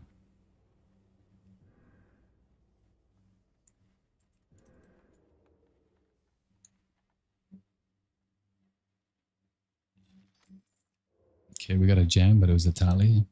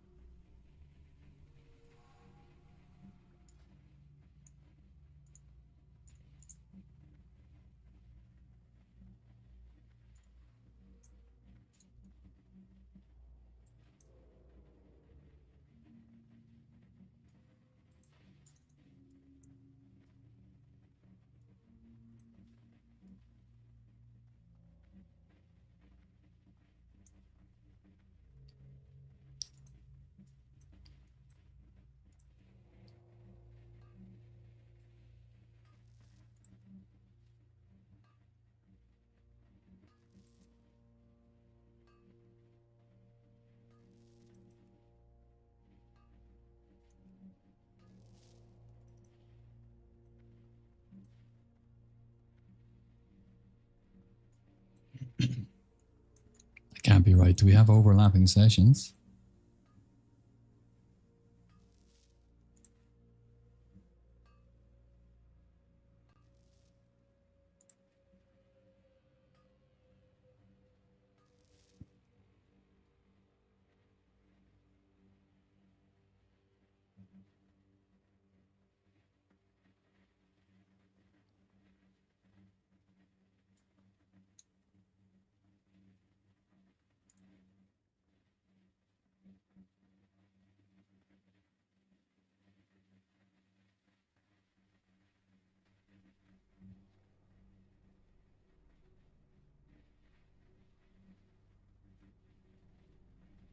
Okay. Yeah, yeah, all right. This is correct. That's our second run. Yeah, yeah, yeah. All right.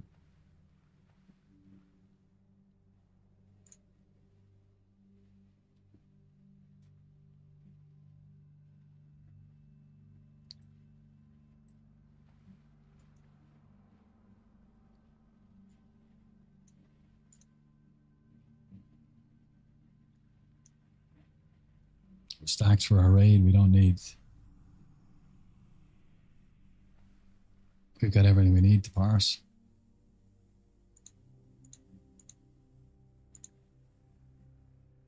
I think we have enough haze pots. We might need one or two more though.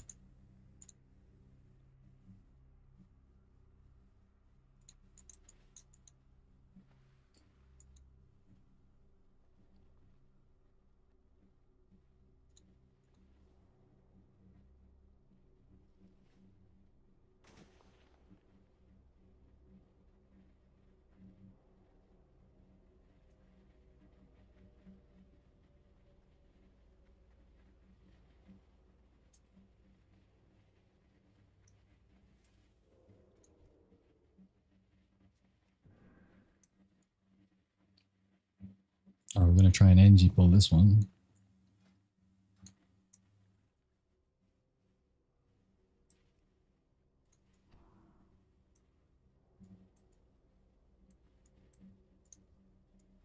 We're going to have to wait.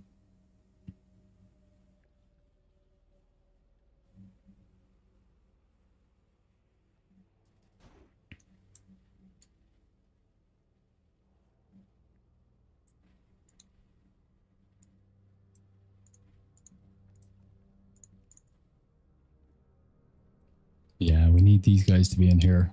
And I did this yesterday. I spawned in. This was the chest. I wanted to test if there was a way to get this one straight away without having to wait. I'd forgotten that I'd already tested it back in the day, but I thought maybe there's something I forgot about that maybe I can finagle it, but it wouldn't work. They were too close. 9 seconds. All right, let's resap him.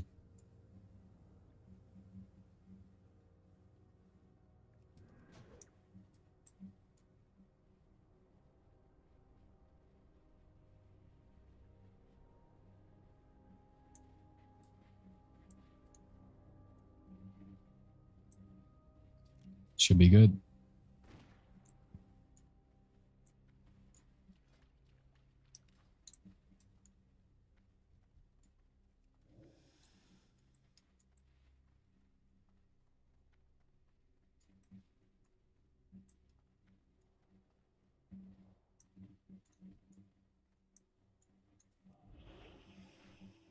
You got to pop your FAP before the engineers come around.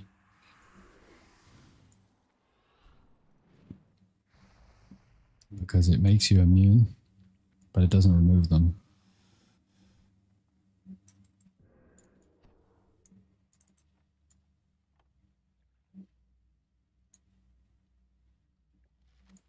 Ah, nice one. Ooh, shadow protection. Shadow protection. Mother Shiraz. That might be worth something.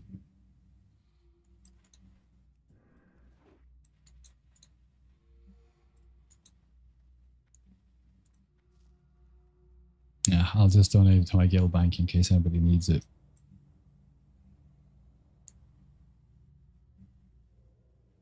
Alright, let's reset, go again. The glaives have like a 4% drop chance, right? I don't actually know what the drop chance is for glaives.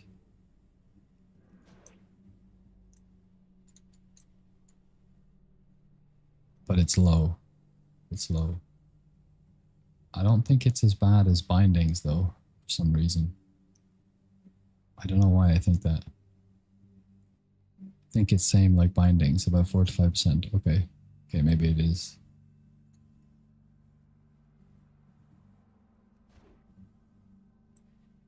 Bindings are 3% each. Yeah, I thought it was a little bit worse. Bindings 3, yeah. Ashes of Alar 2. Yeah, I think Willie put out a video going through all the rarest loot and the percent chance of dropping. I think the Baron Rivendare's mount is like one of the hardest things to get in the game, if I remember correctly.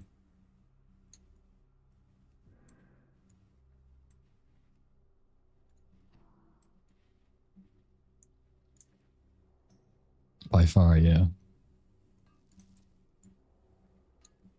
We can solo that, by the way. We can solo Rivendare now in TBC, if it is something you're interested in doing, but I don't know. I don't know if I've got it in me.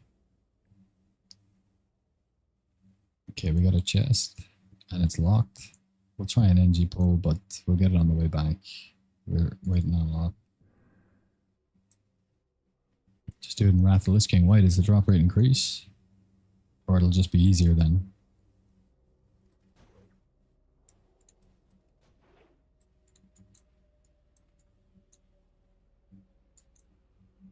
Okay, it's locked.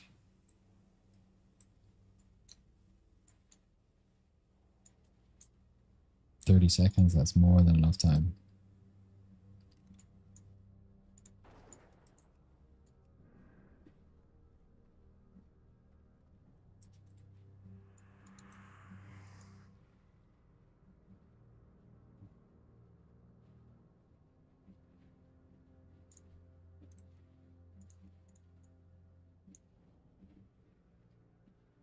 No idea, I just know people did it a lot. Yeah, because it's, well, it's easier as well, I mean.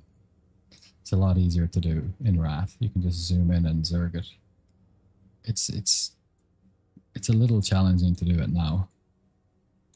But it's a good challenge. It's a fun challenge. It's kind of like getting Fell Striker now solo as a rule. It's good fun.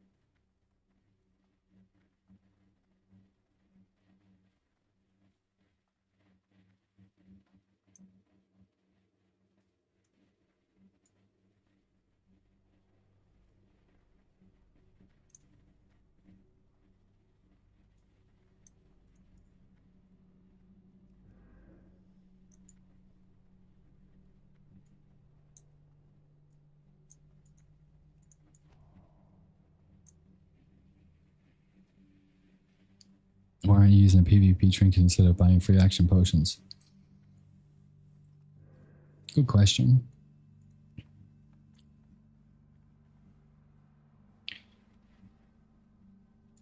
Yeah, it's a good question actually. I should switch over to the trinket now. Oh wow, two failures in a row. Thankfully we had the time to get it third time. And another Talosite, my god. 2 Talosite in 1 run. How unlucky. So you're actually right, because the build I'm using now has improved sprint, and this is macroed into my boots so that whenever I hit my boots I also hit sprint. I was using PvP trinket before, but before when I was farming this before, my gear wasn't as good, and I needed to be using Charm of Alacrity and Morrow's Lucky Pocket Watch to get up to 100% dodge. So I didn't want to use the PvP trinket and swap one of those out. and risk getting clobbered and killed doing the NG pulls when they're all stacked on top of you. But it was only 10%, so I mean, it wasn't the end of the world. But there's just so many different variables to juggle, especially when you're developing and continuing to learn and new innovations are coming online, and there's just a lot to manage. But yeah, I could switch to the PvP trinket. And I probably should, actually. So thank you. When I do my 5 runs, I'll go and get it out of my bank.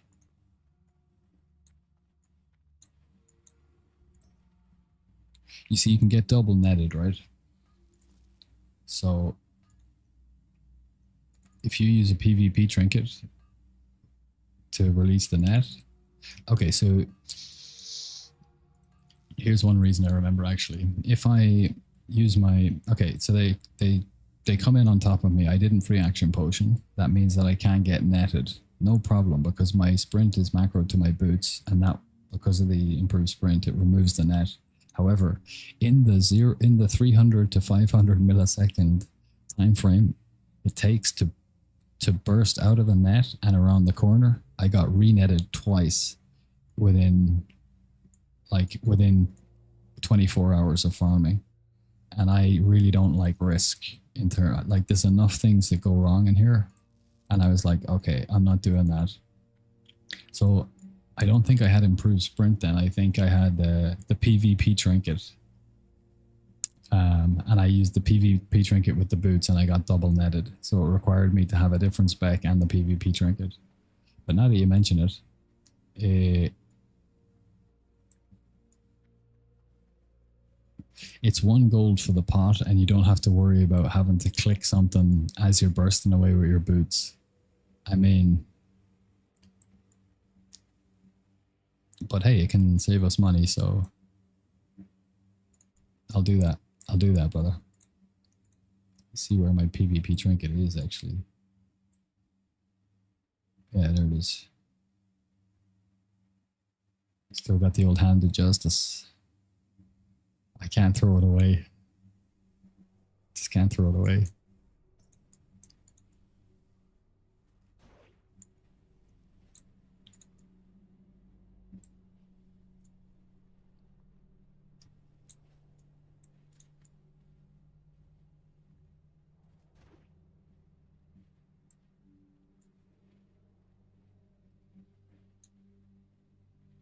Okay, we're looking pretty good. I think what we'll do here is we'll just do an NG pull and just hope that we open it.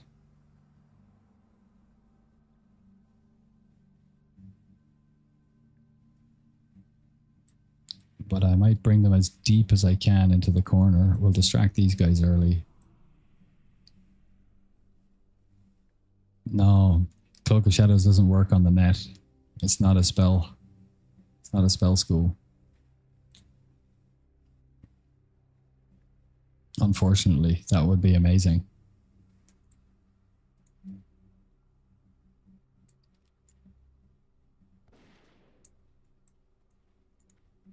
Oh, I didn't sap. Getting old and rusty. Rusted.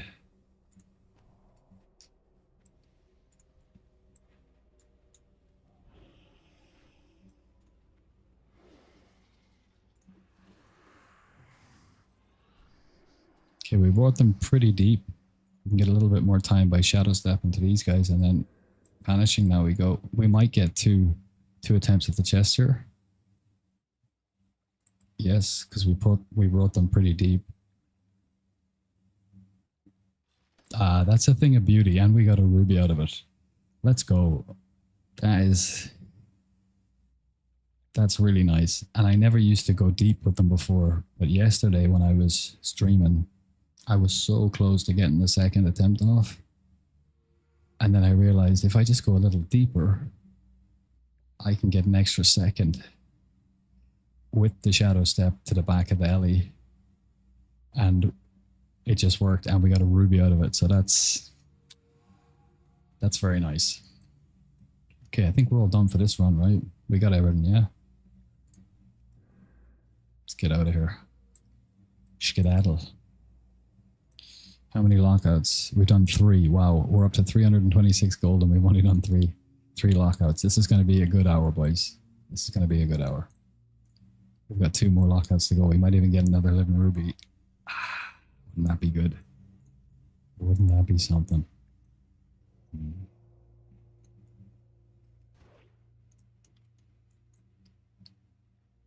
You have Morrow's Trinket, and what's the other one you have, right? So I had this one on, but I don't need it anymore because with my agility for my gear and Morrow's and evasion, they're all macroed together, evasion and the trinket. I have 101% dodge. So I don't need the other one anymore. This is a gnomish cloaking device. It only requires 200 NG. It's a classic trinket. And it's a vanish. It says it gives invisibility, but it actually drops combat. So it's a 3rd vanish if you need it, which is so nice. It's so handy to have it. When you've used your vanish, maybe you got a failure on a lockpick or something, you've used your prep up, and once an hour you just get an extra vanish, and it's really, really nice. The living ruby and the noble topaz ding, sweet music to my ears. Yeah, me too. Me too. Ah, it's a thing of beauty. But they've dropped down 112. Oh, it's here. And it's not locked. Nice. But we need 2 minutes, so we'll get it on the way out. They were 125 gold last week. They were up to 135 gold a few weeks ago. So they're still in really good shape. Ah, nice. Nice ruby. That's going to spike our gold per hour average for SV right up.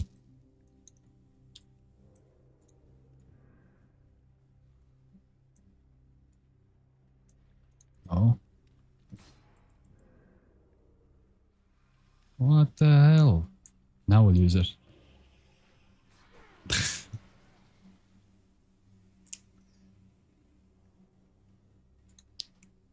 Okay, game. Thank you. He giveth and he taketh away. Ruby should stay in the 90 to 100 gold range. Yeah, it's still going to be really good even when epic gems drop, because people won't be able to afford the epics. Most people won't be able to afford the epics. Especially people who have multiple characters, who raid with multiple. There's people in my guild, they've got like 3 characters. They raid every single. They raid the Wednesday World Tour, Thursday, and the Friday. I mean, the consumable requirements, upgrading gear, enchanting it. I mean, it's like a full-time job with you'd never be able to make any money.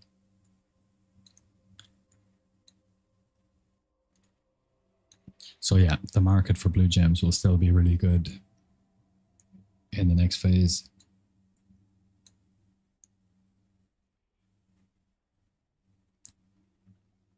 So yeah, my step twist, I overextended and walked into the back of that caster. Then I tried to get some distance and vanish, but I was still too close. What's our MS now? Still 139. Beautiful. Can't blame it on the lag then. And then we tried to use the gnomish cloak, but there were just too many stacked on top of us. Batching got us. But you know what? We have our belt back and we have our boots back, and that chest was unlocked, so we're going to get that easy crack as soon as we get in.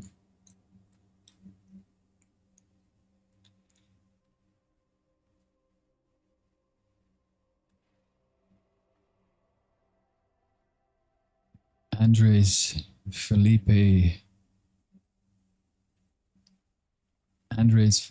Harry Zamorano 5462. Just rolls off the tongue. Is this normal or heroic? Nah, this is normal. There's no there doesn't seem to be any discernible difference between heroic chests and normal chests in SV because of the level range. They're the same chests. They're solid adamantite or bound adamantite. They're the exact same chests. They drop the exact same loot. Anatomes, it would be different on heroic, and we will be at some point once we get enough gear, we will be switching Manitombs to heroic and farming it on heroic instead, because we'll be able to do 5 lockouts in an hour. It will be a lot more difficult. It'll be very much like doing Manitombs normal at fresh 70 with not very good gear. We'll have to pull out all our tricks. But I think, I don't know yet because I haven't done it, but I think we'll be able to do it once we get good enough gear. And I reckon that'll probably happen toward the end of phase 3. That's my hunch. I'm gonna sap her. Actually, I'm not.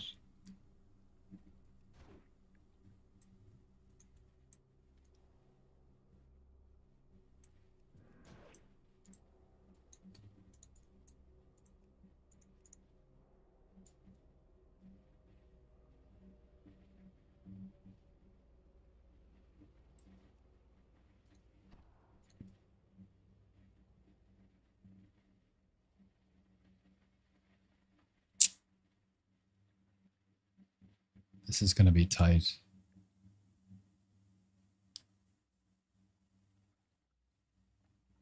I want to go now because I'm an impatient bastard, but I just can't. I can't because I died here yesterday trying to do this. Just gotta be patient. Just wait for one more circuit.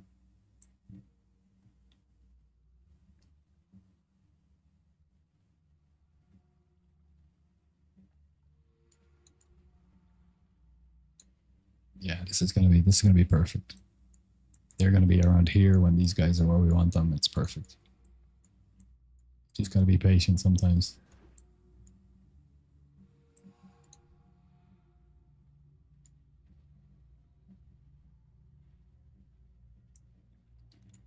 These are the danger now.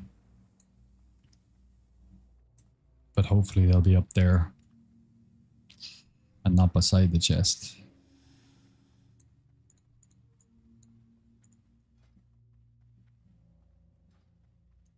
I mean, we might as well put the trinket in now.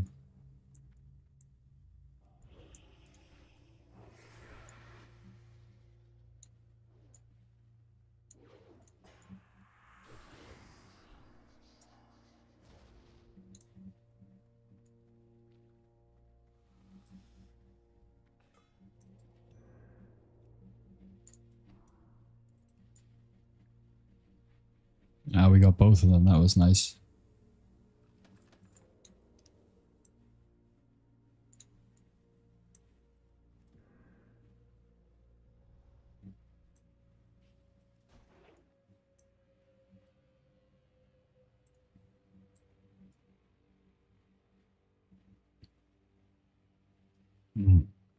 You can just run through here if he's over here out of stealth, but or I could just wait for my distract and not die again. That would probably be optimal.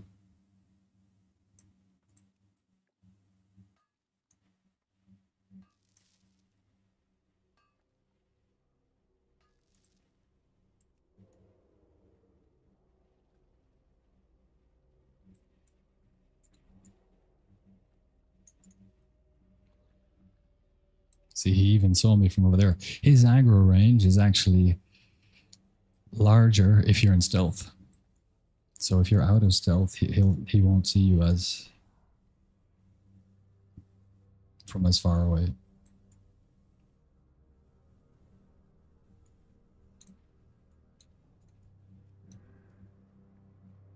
Okay, 2 mines done, first chest, let's go. Let's get another living ruby now and we can give up this life of crime.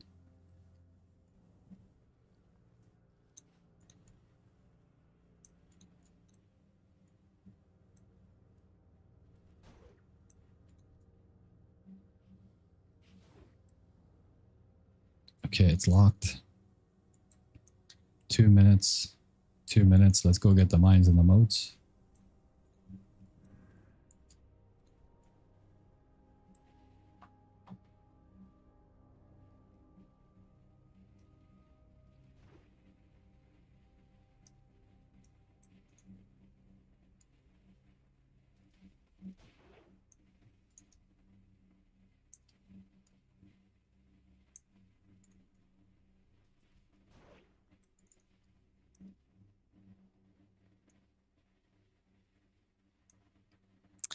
Kang Mage, how many times a day do you run this dungeon?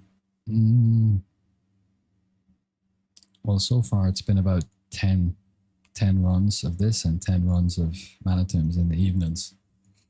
That's 4 lockouts. I have enough time for that.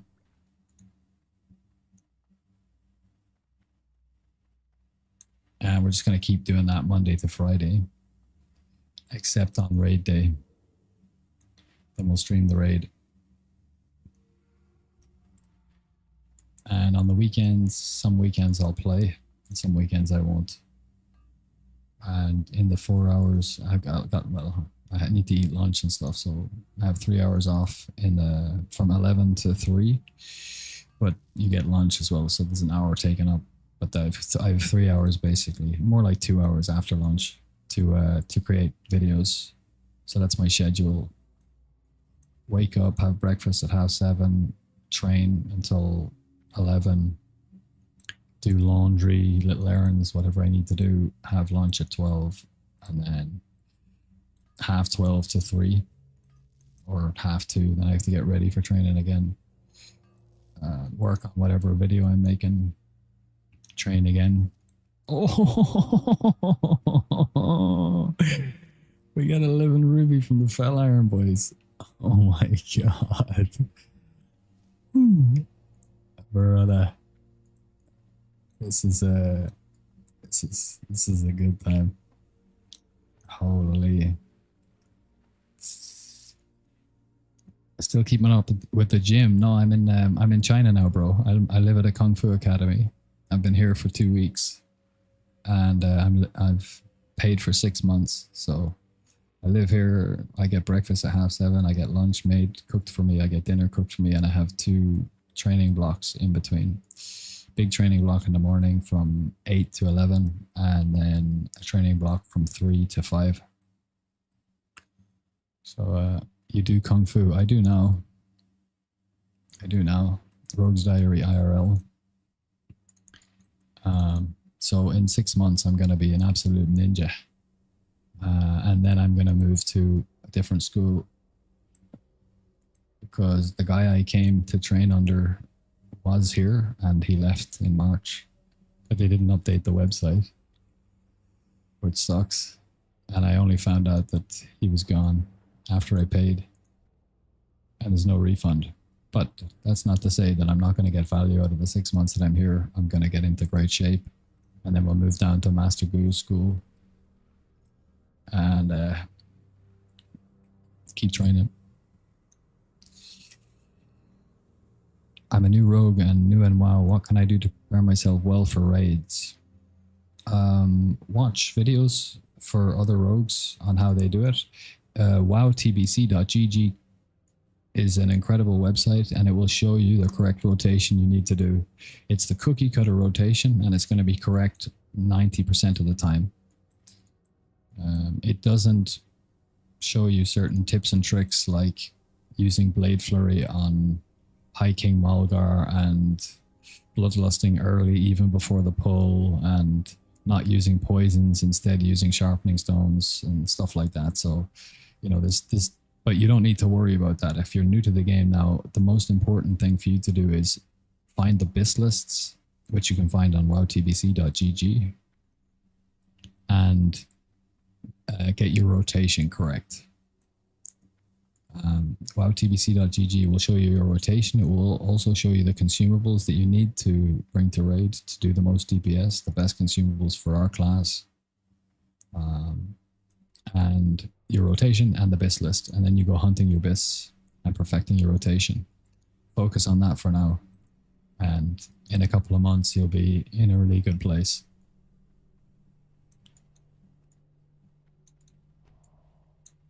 And if you want to learn how to make all the money in the world, just go to my channel. And there's a farming guide for SV, an engineering edition and a non-engineering edition. And I've just finished the Manitombs farm guide. All I need to do now is do the voiceover, which I'll do tomorrow, and I'll release that. And then I'll do a full phase 3 gearing guide for every class. That's the next video I'm going to work on. How to gear up from phase 2 bis into phase 3 bis, and how to break your sets so that even though you lose a set bonus, you don't lose DPS. Oh, I've already been here. Bro, we're at 505 gold and we've still got one lockout left.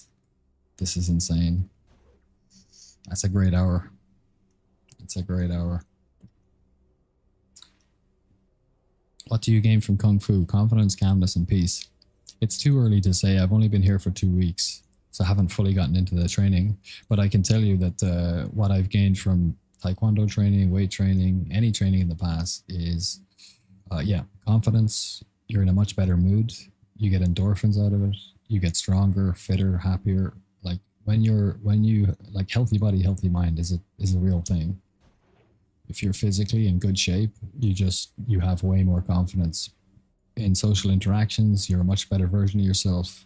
If you're someone who tends to lean blue, suffers from anxiety, depression, things like that, and you're having a bad day, it will lift you up out of that and it will make you feel better. If you're someone who leans red and has a temper, it will chill you out and calm that down a bit. Like it will balance your emotions. And it helps you to maintain your circadian rhythm so you can sleep better. Because once you've done some hard training, you get tired and you want to sleep. You eat better. It's just physically, it's amazing. Psychologically, it's amazing. Emotionally, it's amazing. But you get that from any training, from any dedicated training. If you're a swimmer, if you're a runner, if you're a weightlifter, if you're a martial artist, it doesn't matter. You're going to get that from all of them. But how Kung Fu differentiates from those specifically, we also do something called Qi Gong, which is your internal energy, which is basically like a form of meditation, and focusing your Qi, which is your internal energy. That's the basic cookie cutter Google AI description of it. And that's all I can give you because I've only done a couple of sessions, so I'm not qualified to talk on it in any way, shape, or form.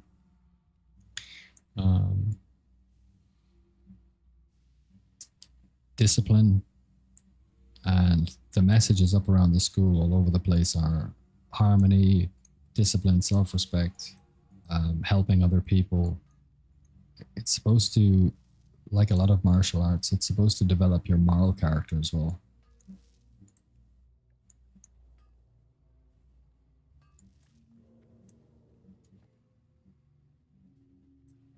So it's just a lot of things that are all good, brother.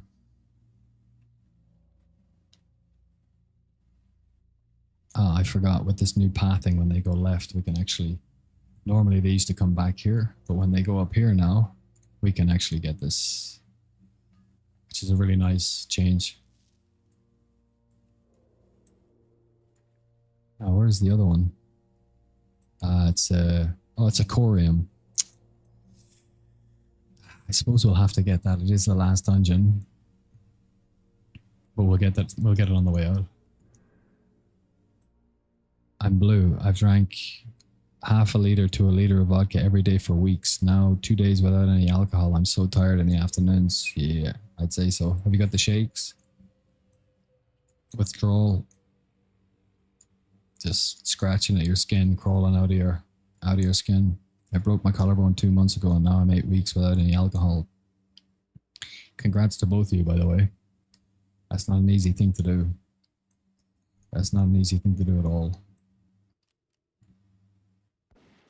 Drink was never my poison, but I have friends who are chronic alcoholics. One of them just committed himself to rehab, and the other one has been in rehab for about 2 years. It's very, very difficult. Weed was always my Achilles heel, but that's part of coming here is removing yourself from those things and putting yourself in an isolated environment where you can only focus on things that are healthy for you, which is great. So we all have our struggles and we're all trying to better ourselves, right?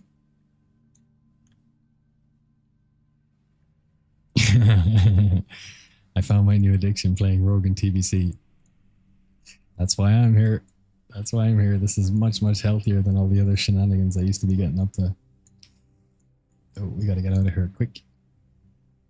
I loved weed too for 8 years. Yeah.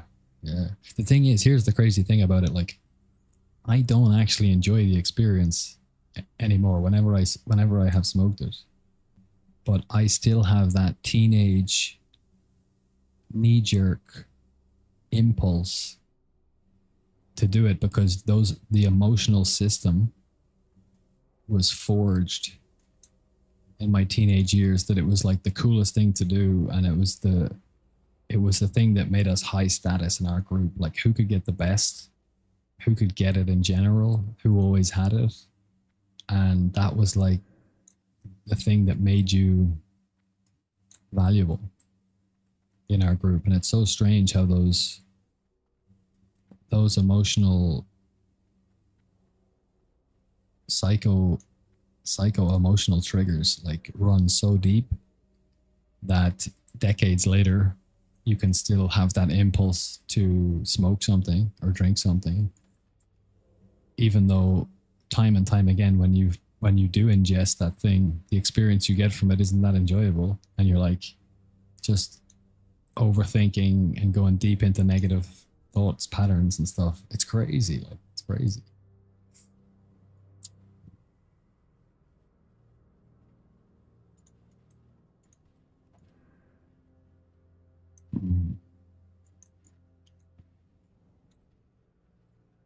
And I managed to become an officer in our guild, and I'm also the first in line for warclaves. That's nice. That's nice. I loved weed too for 8 years on hash. Yeah. My gear score is 1494 and my parse is really bad. How can I improve? Okay, something to know about parsing is the difference between a gray parse and an orange parse isn't as big as you think. It's actually a really small delta. So it means that you don't actually have to do that much more DPS to go from green or blue into purple or orange. So that's the first thing to know. You're not miles and miles away from it. You're a lot closer than you think. What you need to do, okay, so here's how parsing works as a formula. It's the damage that you deal to a boss over time. The damage that you deal is a consequence of the gear that you're wearing, how competent you are at executing your rotation for that particular encounter, the group comp that you have that can give you all the buffs you need in order to do extra DPS. For us, it's something like Wind Fury, Leader of the Pack, a Warrior's Shout to give us more attack power, so on. So it's your gear, your execution / rotation, your group comp, and then that applies to everybody else in your guild as well, because they need to be maximizing their DPS. And when all of those come together, then you get a really good kill time. And the shorter your kill time is, the more of a percentage of that time your big DPS cooldowns are up for. Blade Flurry and Adrenaline Rush. Take a boss like High King Mulgar, the first boss in Gruul's Lair. If you're killing him in like 20 seconds, as soon as you start the fight, you pop Blade Flurry and Adrenaline Rush straight away. That runs for 15 seconds. If you kill him in 20 seconds, that means that all of the other things are there. You've got your group comp sorted, you've got your rotation down, you know how to execute the rotation for that encounter specifically. Everybody else in your group and raid also has the best gear, and they're also executing their rotations, and then you get the kill time down to like whatever it is, 20 seconds. Then your uptime on Slice and Dice and Blade Flurry, which absolutely skyrockets your DPS in that particular encounter, it's up for 75% of the fight. So when you're in dungeons and you hit Blade Flurry and Adrenaline Rush and you look down here at your damage meter, you'll see it spike up, it goes up from like, your normal DPS of like, I don't know, let's say you're at 600 and you pop Blade Flurry and Adrenaline Rush and your DPS goes up to 900. And then it falls off and it starts falling back down to your baseline, like 600. So parsing is a combination of all those different things. What you need to do is get your rotation down. Make sure you got your rotation down and try and get the best pieces of gear you can. If you're in a guild that is killing the boss that you're trying to parse on really slowly, you're never going to be able to get a good parse. Like when I say you can get an acceptable parse, like a blue parse and maybe a purple parse.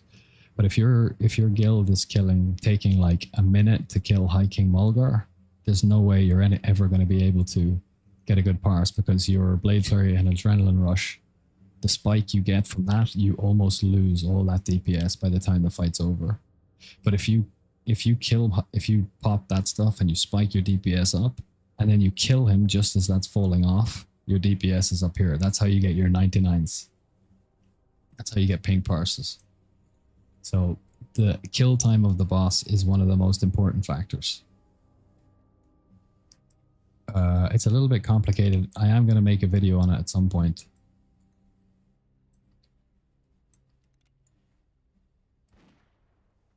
But it's not a it's simple when you know how.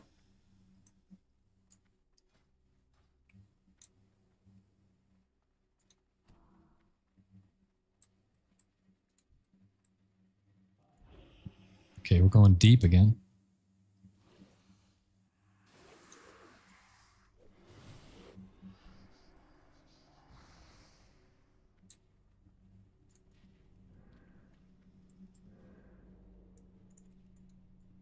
Just be careful about this pack here. It can ruin your day.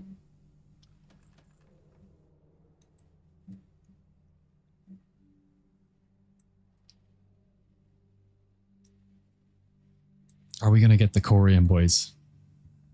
It's going to be an extra 5 minutes.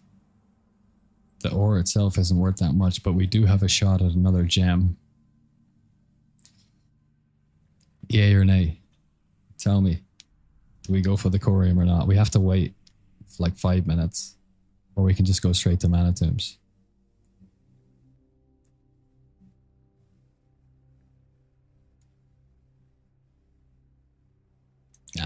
I think we'll go to Mana Tombs, guys. I'm not arse waiting for it. We got 2 living rubies already. We're in great shape. All right, 569.44. We round down, so, or we round up, you know. So 569. Let's add that to the average. Let's get our calculator out. Yeah. What's our SV at? 361 gold. Multiplied by the number of lockouts, 7.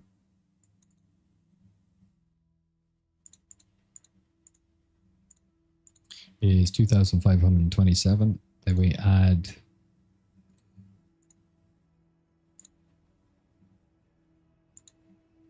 and we add 569 and divide by 8. 387 is our new Steamvault average. And we need to change that to 8 lockouts. Cool.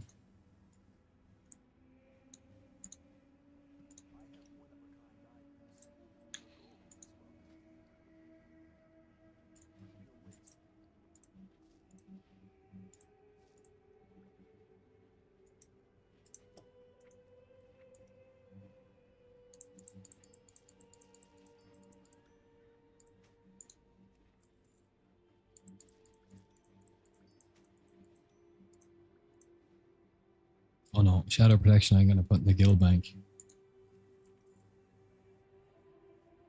Stick those in the guild bank as well.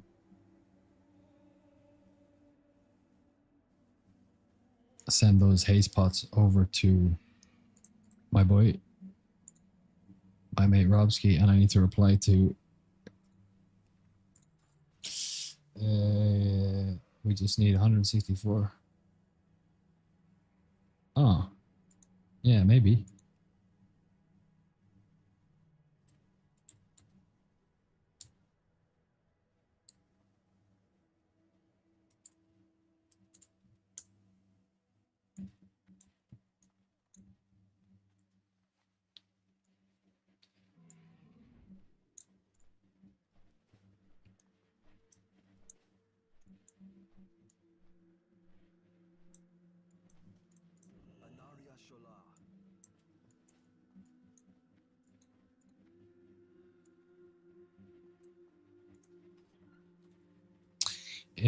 One second, bro. I will let you know now in 1 second.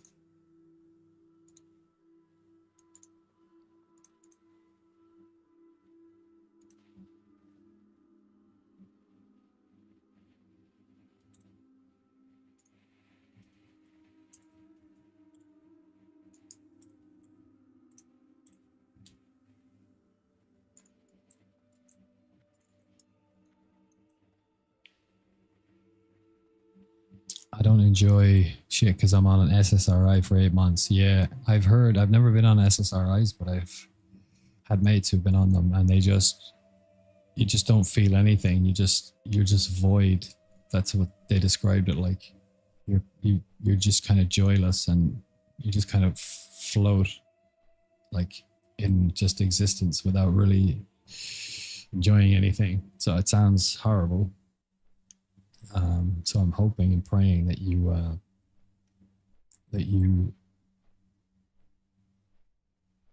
heal and grow out of that in whatever way you can and need to, so that you can have a better life.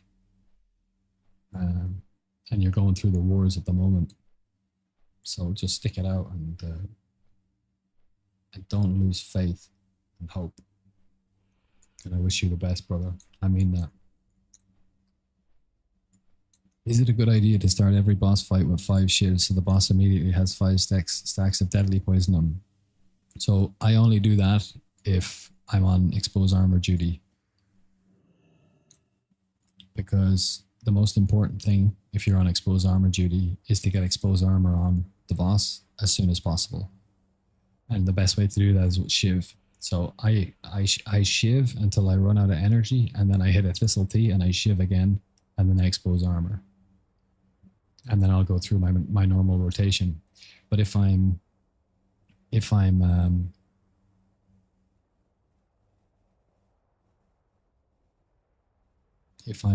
pumping, I'll usually double shiv or triple shiv. It depends. You can get 2 shivs off, but if your energy tick is just when the tank pulls, if your energy tick is just at the position where it's about to tick and you hit your shiv and then it ticks, you can get 2 more shivs in that window before you're out of energy and you have to wait for the global to come, for the 2-second energy to come back. In any case, I'll usually start with either 2 or 3 shivs and then hit a blade flurry. Slice and dice. And then I'll start my Sinister Strike rotation. If let's say you're in phase 1, let's say you've got Latros and you don't have a very good main hand, then Shiv is really nice because you're actually doing really good damage with Latros. But if you're someone who has Talon of Ashara, for example, you really don't want to be shiving anymore because your Sinister Strike hits with this are worth way more DPS relative to what this is, compared to, say, hitting with a Blink Strike and this, if you don't get the Blink Strike proc, for example. So when I am pumping, I usually, drop as many shivs as I can until the shiv button won't shiv anymore. And then I'm out of energy, and then I'll hit a slice and dice. Then it depends on the boss fight. If it's Gruul, I'll hit a Blade Flurry straight away, and then I'll just start pumping my Sinister Strikes and get a 5 combo point Rupture up as soon as possible.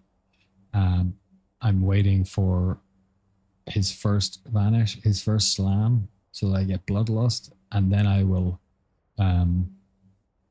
Adrenaline Rush. And by the end of the fight, you'll get to use a Blade Flurry again. So instead of waiting to use your Blade Flurry on the Bloodlust, it's actually, I think it's better, but I haven't done the math on it, but I think it's better. Instead of maximizing one Blade Flurry in your Bloodlust to actually get one at the start and one at the end. I think that's more DPS, but I don't really know. But that's just what I do. It depends on the boss fight. If you're doing something like if I'm doing something like Hydros, for example, then I'll come in, I'll shiv until I can't shiv anymore. And I think I Thistle Tea and shiv again anyway, just to get the maximum at the start. But you've got me thinking now. Okay, let's go. How can I get a good guild as a new player?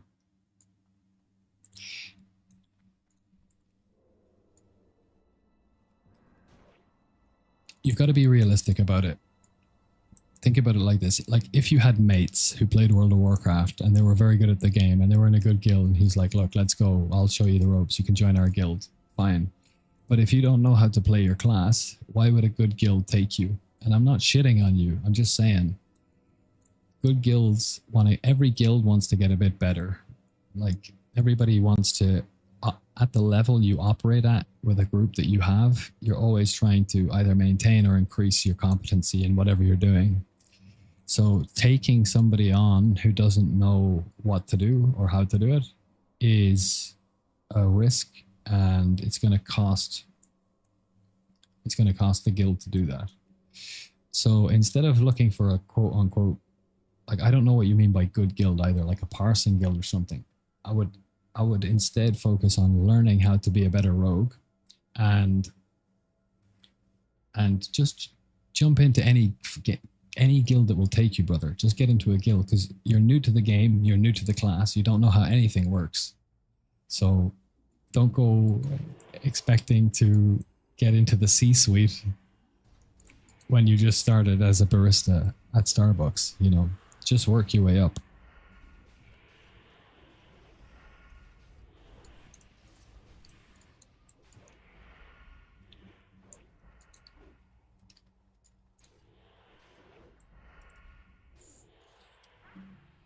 Something else about that's important to note is rogues get shit on in TBC.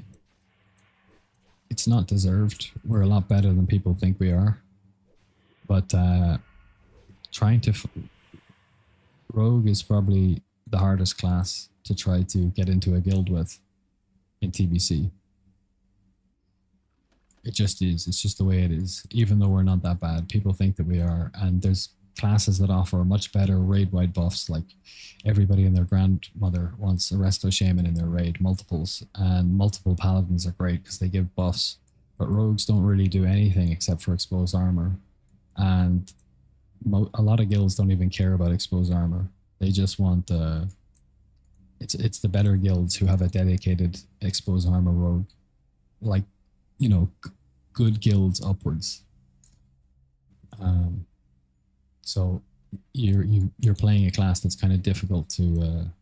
But what I would do, look, Wrath is coming out in about 6 months, 5 or 6 months. Here's what I would do: get into any guild you can, because there's so much you need to learn outside of just being a rogue. You need to learn guild culture. You need to learn how to SR. You need to learn whatever loot system they have if they're not SRing.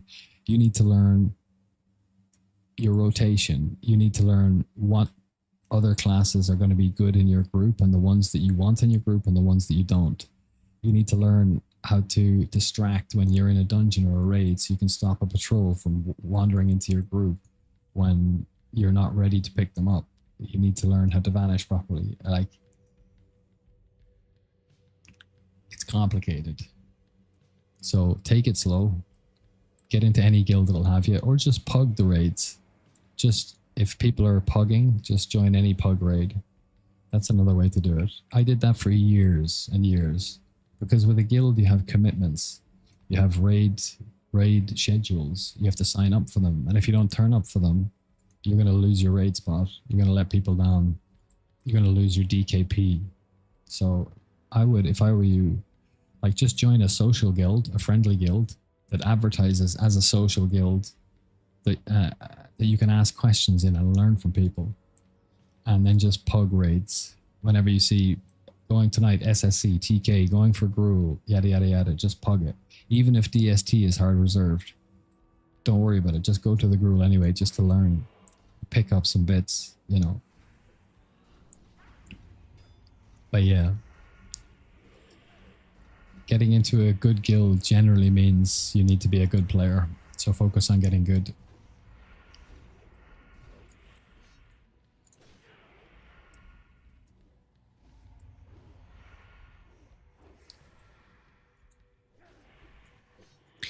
I'm on exposed armor duty. Yeah, there you go. Hold on. Let's not die here. Let's not die here. I have talent and laterals. Do you think I should buy the season 1 offhand? No, the season 1 offhand isn't as good as laterals. The season 2 offhand is better than laterals.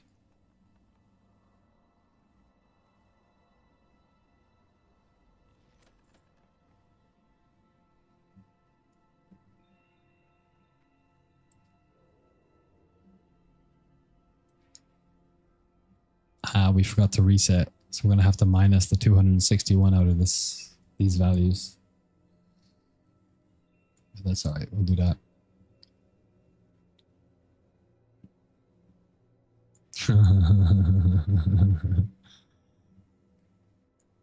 Is it good to use deadly poison or insta or only deadly? It depends on the situation. When I'm farming in here, I only use instant poison.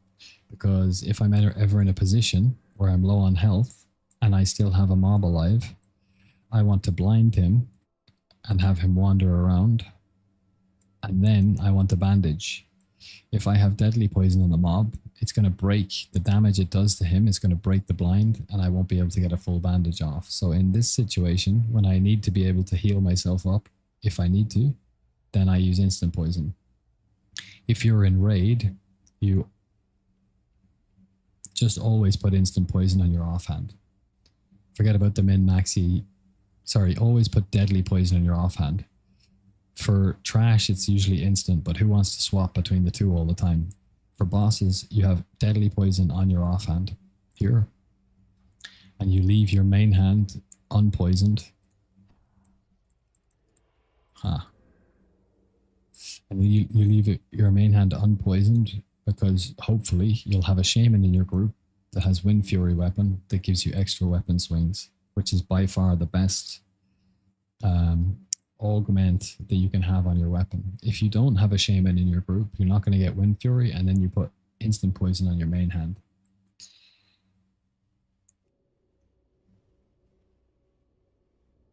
There are some bosses that are immune to poisons, mainly Void Reaver in Tempest Keep, in which case you use adamantite sharpening stones. You put that on your offhand, and then you still have Wind Fury in your main hand.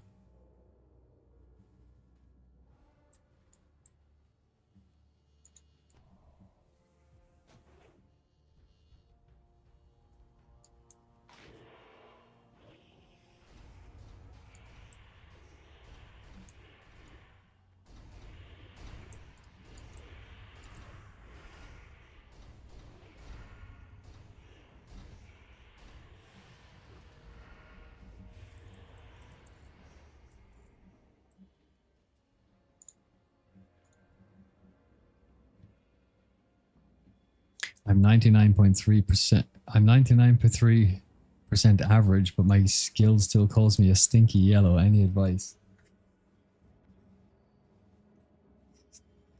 I love it.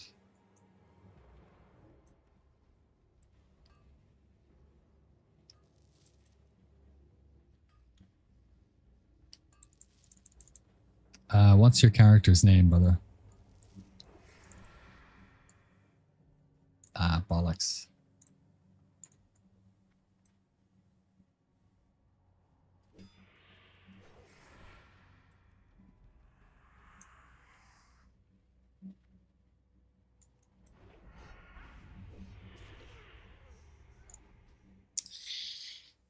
Okay, we're just going to reset.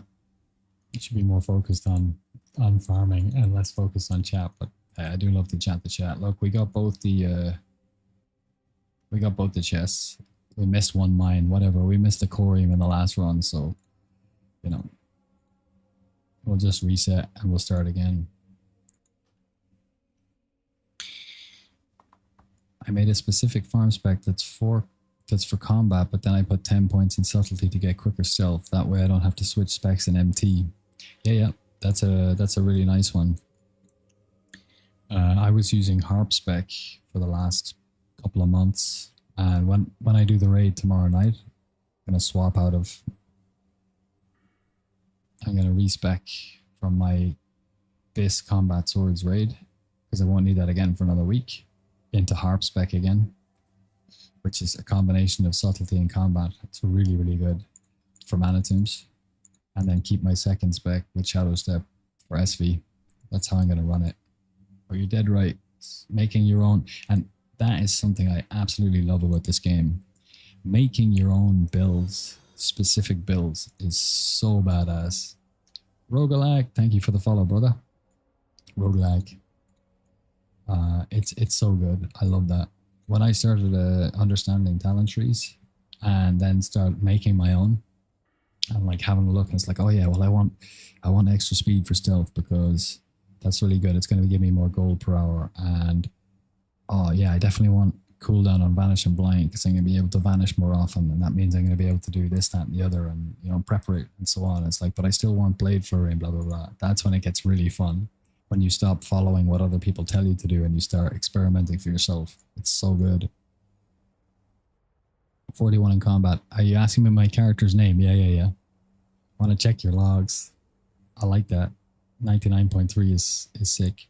Yeah, I enjoy making it myself and not using a guide. That's where you get the sense of ownership over your class. That's when it becomes personal and it becomes your own. And you're not just following somebody else. I'm a fuck with you. Okay, let me have a look at you. We got 3 minutes and 30 seconds.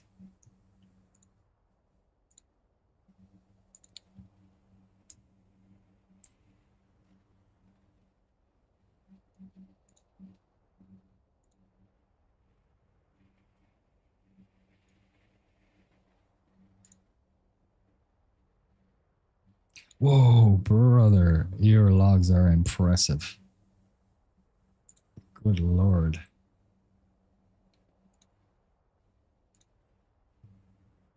You're in a parsing guild, I assume.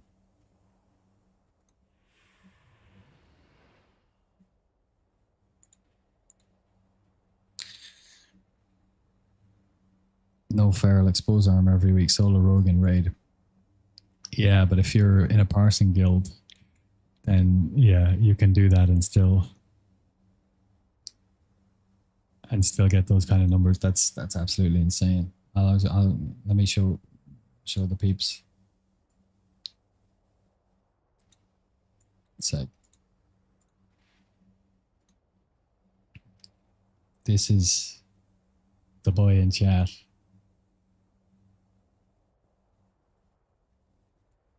Really, really nice. 99.3 is absolutely insane. Yeah, Vash is just so RNG. Depends where you are, where the thing's spawning from. You know, if you get the elites and you can pump on the elites on every one, then you get up here. But when you don't, that's why Vash is the biggest delta between BPA and average. But this is absolutely insane. Rank 138 SSC TK. Cruel Maggie, and rank 109 for Kara. Yeah, part of me, like, I'm really happy with the guild that I'm in. I love the consistency and I really like the people I play with, and they're solid players.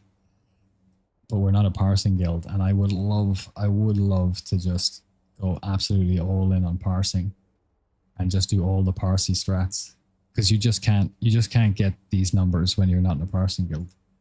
So I'm like, I do have good Gruel Maggie logs, but it's easy to get good Gruel Maggie logs. Like my SSC and TK logs aren't anywhere close to yours. Like Hydros 1866, and you're pumping out, where are we? 2200. Your kill times are 107, 146. See, this is the difference. This is the parsing difference. When everybody is completely locked in, you're doing a parsing strat, everybody's pumping to the best of their ability, and everybody is like a top tier, S tier in their class player. That's the difference. That's when you get kill times like this. And when you get kill times like this, your Blade Flurry and Adrenaline Rush is up for way more of it. So this is the number you get, you see when you're spiking in Blade Flurry and Adrenaline Rush as a rogue. I mean, it goes higher than that, obviously. It goes up to like 3k or whatever. But because the fight, those cooldowns finish, it starts to drop from that 3k down, and then you kill it at 107, and here it is at 2250, right? Whereas when you're killing it at 146, you can get up to that 3k, but it's dropping down and dropping down and dropping down at 107, and then it's dropping down and dropping down and dropping down at 146, and you get to this. So that's the difference between a parsing guild, being in a parsing guild, and just being in a very good guild. You just can't get those 99s on every boss. It's very, very impressive, brother. I love that. I love that.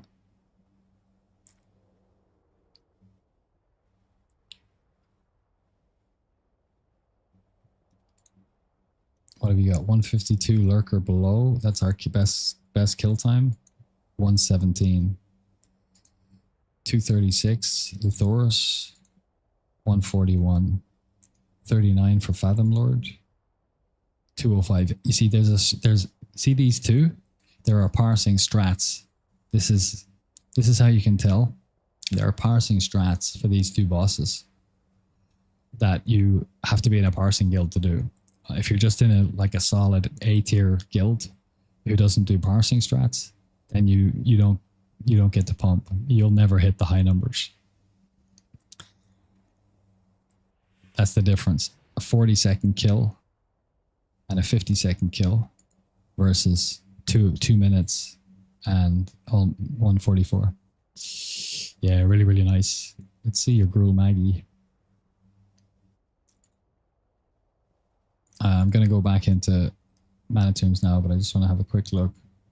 I got super lucky with this one. Fastest 23, 28, but I got a 3920. That was with Blink Strike, by the way. That was 2 weeks ago. I didn't have Talon yet. July 16th, the day after my birthday. That was it was actually on my birthday. It's just that it was after midnight. And yeah, 28, even though you killed it 5 seconds faster, I just got super lucky and everything hit and everything crit and I got multiple blinks. So that's the difference there.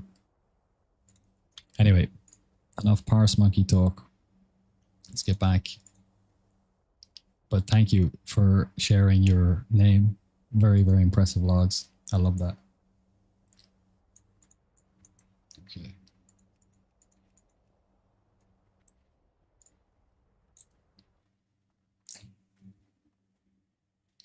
How many Mana Tombs did we do, I think?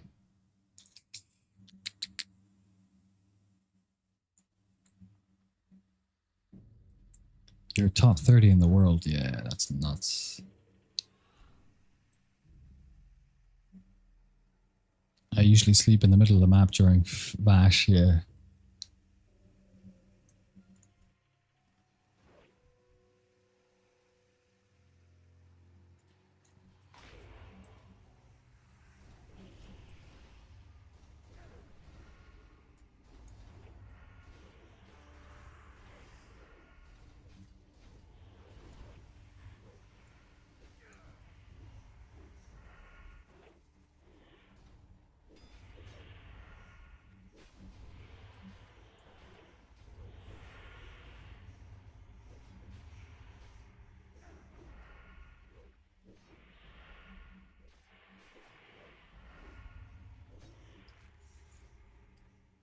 Just started rogue this phase, joined SSC TK in greens and blues. I'm a hunter main normally. Wow.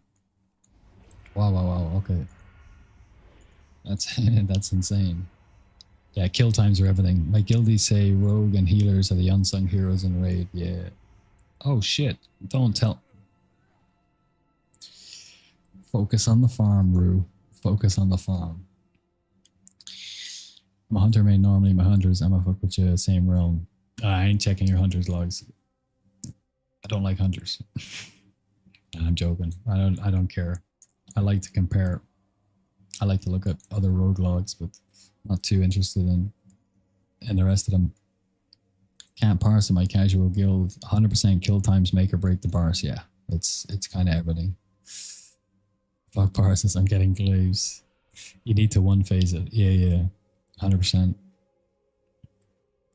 Yeah, you need to one phase it. I only did these raids in this phase. We don't stratum. We just pinata for loot.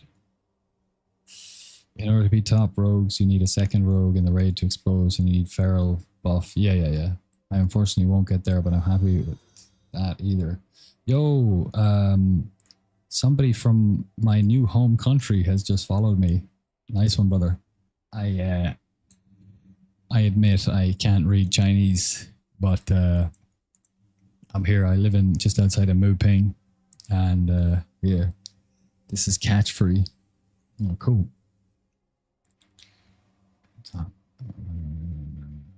Hunter equals gay. I'll only get glaives if the offhand drops first. This is catch free, lol. Did you change it to Chinese parses just for the stream? That's an honor. What the hell?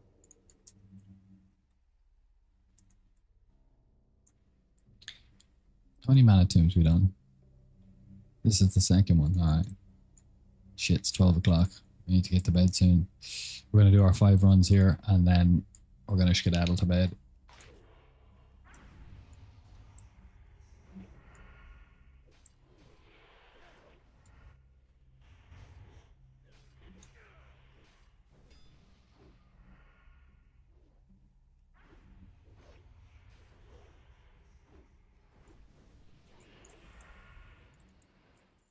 Mental.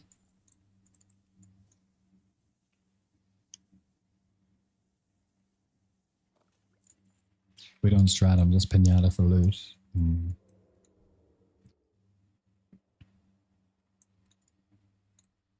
Yeah, when everyone is playing at the top of their game, it's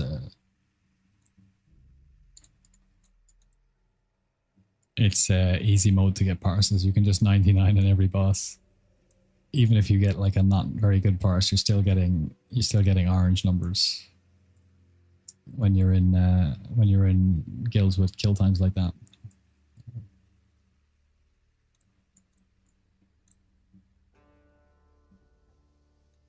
Void row, my man Void.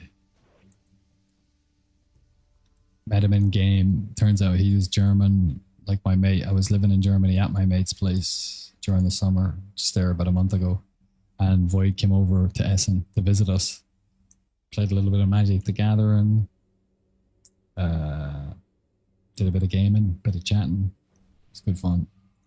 I like that. I like meeting people from my guild or people I play with online from around the world as I travel around. It's nice to get to meet people IRL.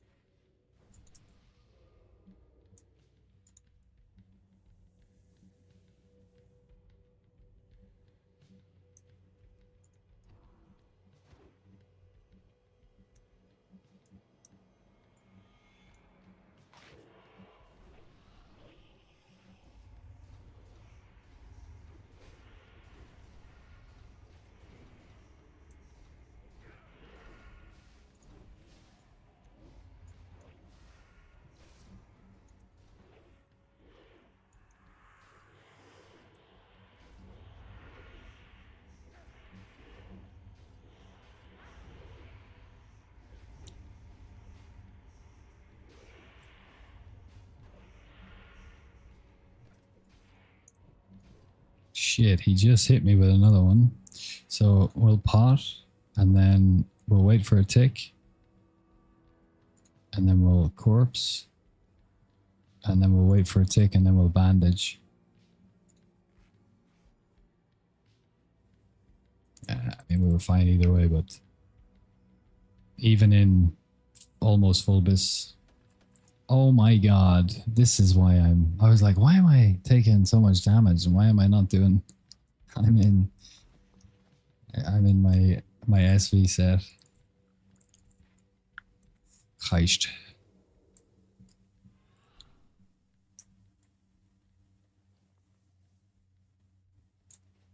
Yeah. Ridiculous. Absolutely ridiculous.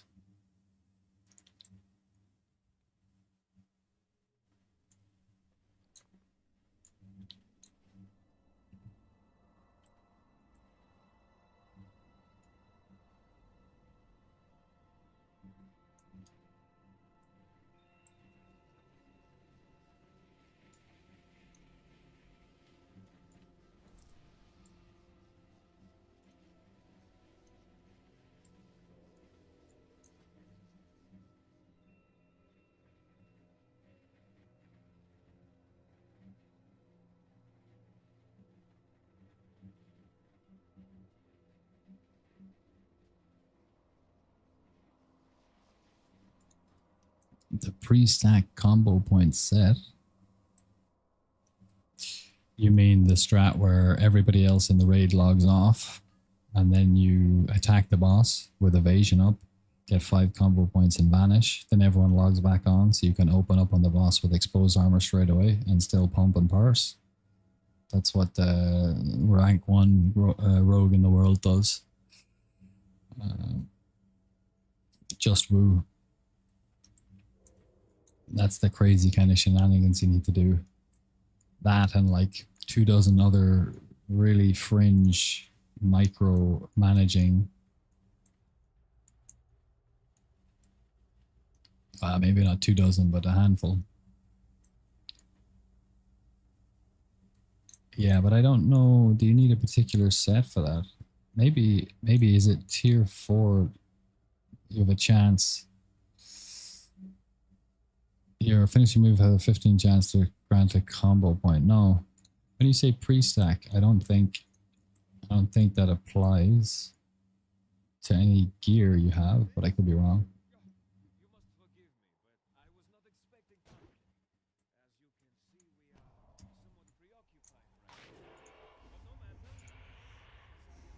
Ugh. Of course I'm in the wrong spec.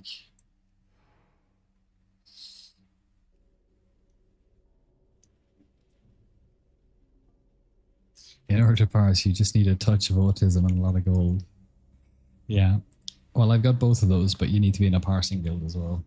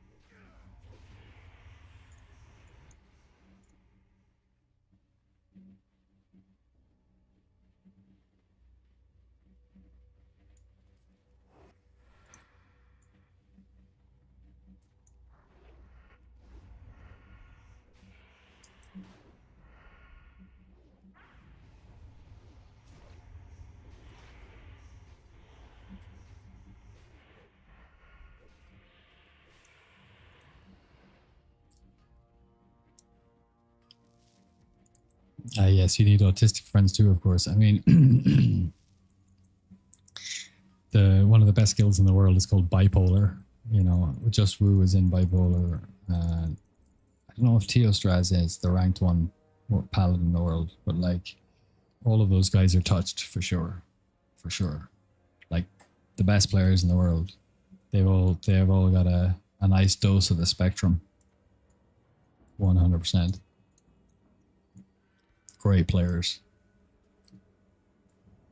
Roll 1 to 100, 1 to 51. Gift subs 51 minus 2. Gifted subs 29 3. Huh? You want me to roll? Or you're asking other people to roll? I'm not down with the culture, I'm sorry, I don't know what you mean. Rolling game? Oh my god, you're gonna give me some subs, bro. Okay, what do I stand to win? Roll 1 to 100. If I get 1 to 50, it's 1 gifted subs. If I get 51 to 89, it's 2. If I get 90 to 99, it's 3. And if I get 100, it's 5 gifted.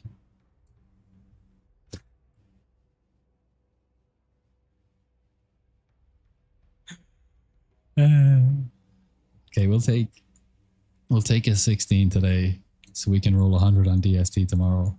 That's the strat. My future self is patting me on the back right now.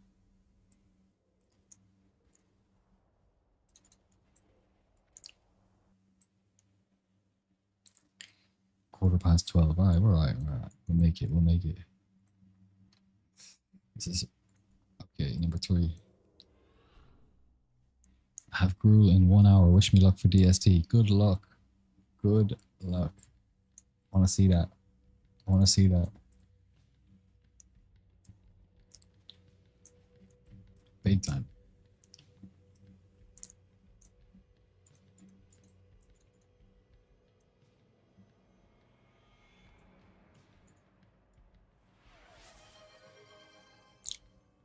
Bro, what the hell? 5 gifted subs. I rolled a 16, bro. You baited me. You absolute legend. Thank you so much. That's absolutely insane. I've never had, that's my first gifted sub ever. And you give me 5 of them. So big one of those. You're a legend. And that was a new sound out of Twitch. I've never had that one before. So I'm learning how to parse the Twitch sounds. You're a legend. Thank you for the 5 gifted. That's so cool. My first 5 gifted from Doinks. Big Doinks. In Amish.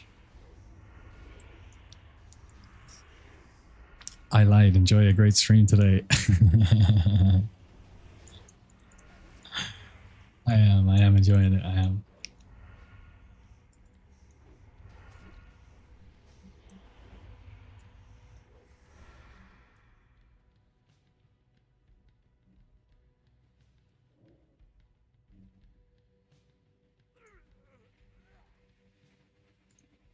It's all right.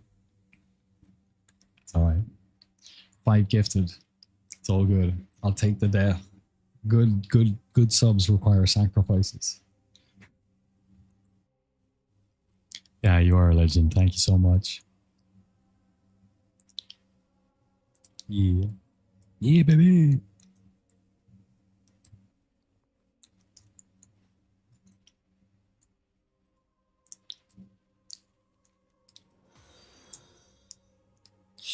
Cherry 98 or C Harry. Thank you for the follow, brother. Nice one. We are doing MTSV comparisons up here for gold per hour.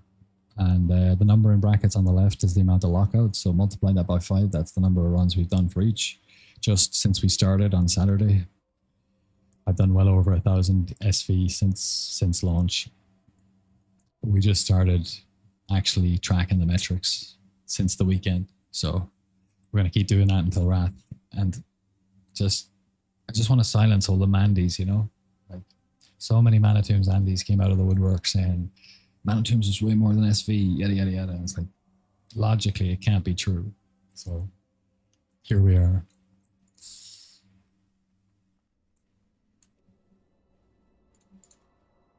I need 5 void crystals, all enchants, mantle of shadow protection. Oh, shit.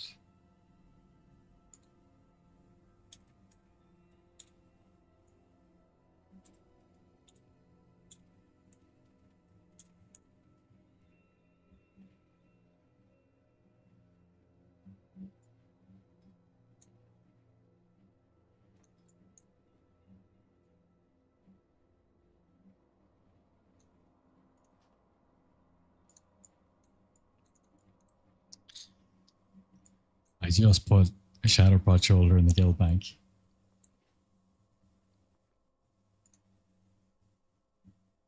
And My boy Hill's like, I need the elementalist shoulder. I need the elementalist mantle of shadow protection.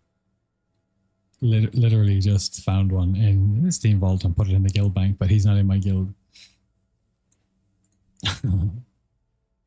Crazy.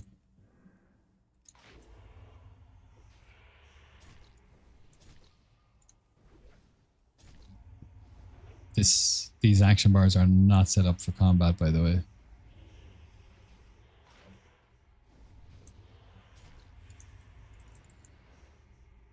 Hence the mouse clicking eviscerate. I can't wait to get back to harp spec, to be honest.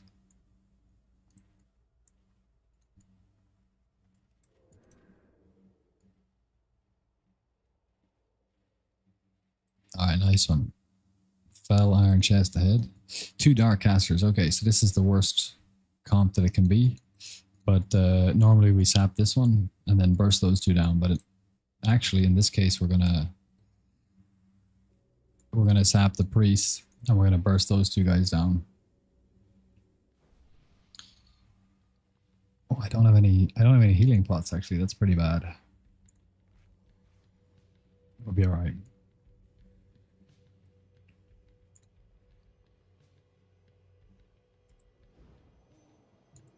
Scroll of stamina, a bit of mudfish, we'll be fine. We'll be fine.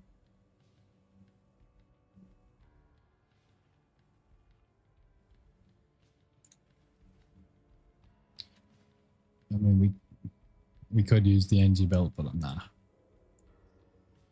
Not doing that.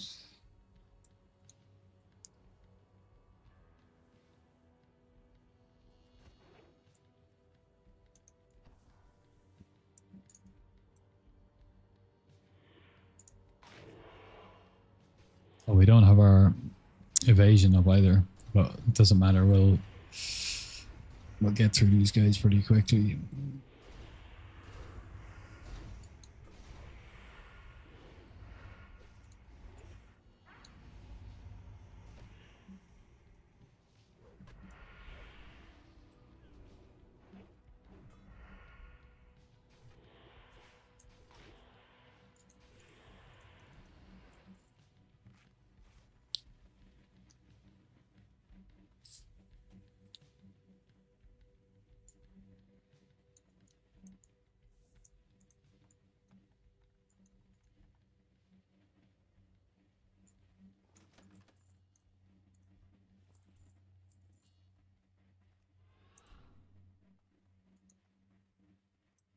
One of these days we're going to kill him.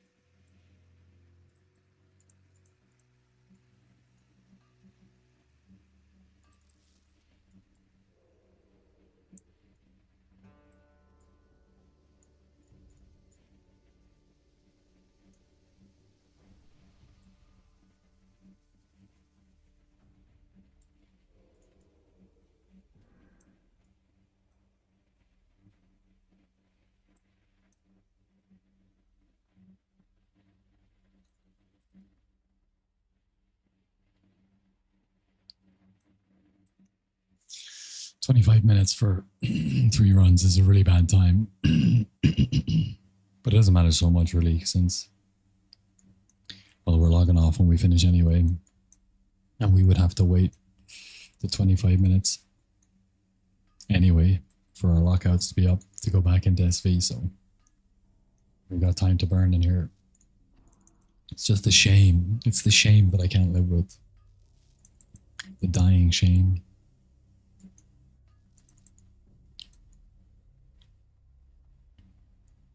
You know, when I'm in here grinding on my own, like locked in and focused,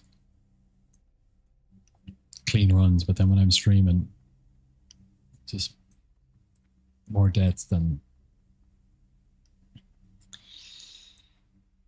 I know what to do with.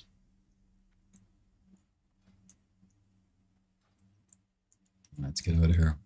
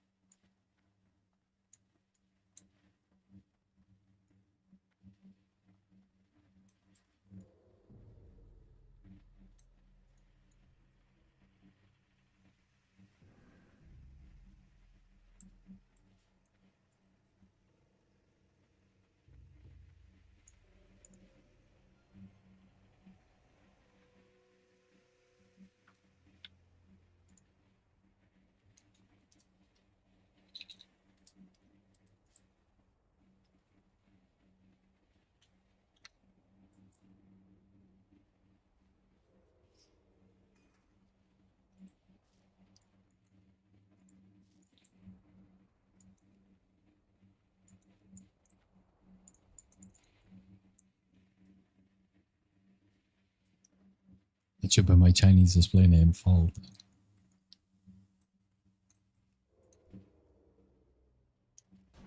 I will pretend that I get the joke. But I'm either too tired, or too old, or too retarded. Pick one. Pick a reason, any reason.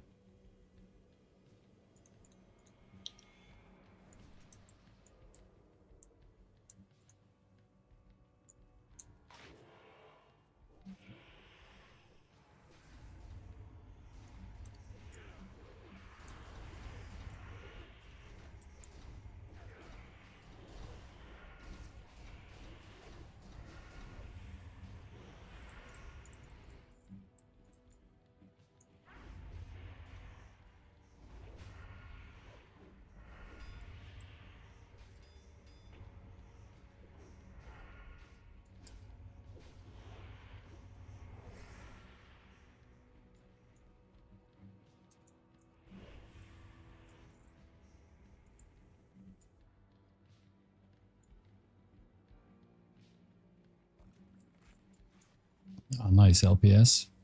20 gold. Take it.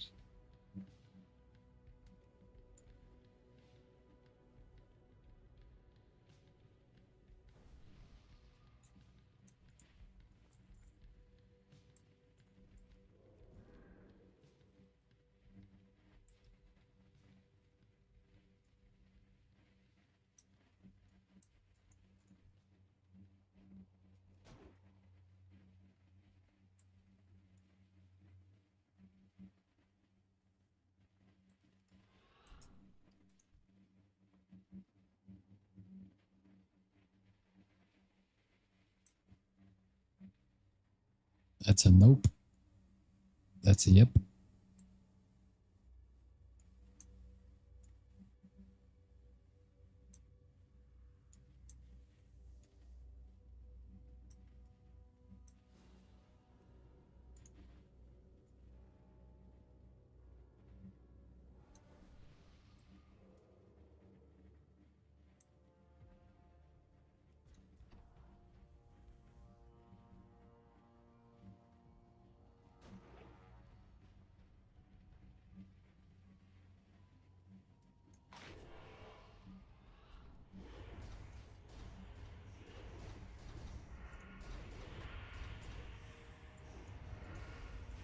Okay, that was a hell of a burst.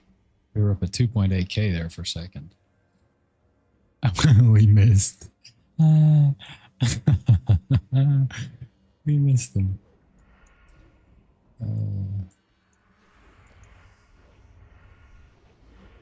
They absolutely melted those mobs. The first two, that was absolutely insane.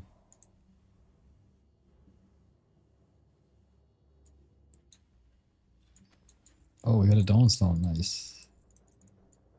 I think they're only like 25 gold now though. Yeah. Still, 25 gold is 25 gold. But it'll be hard to beat those 2 living rubies from earlier. I mean, it's a hell of an SV.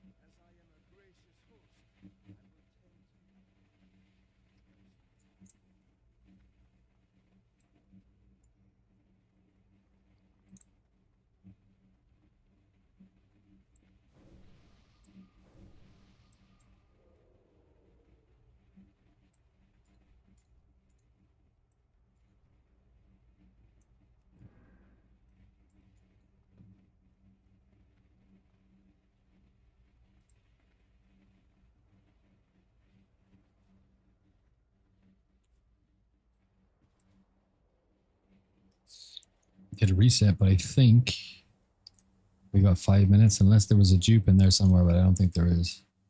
Yeah, no, we got a 5 minute wait.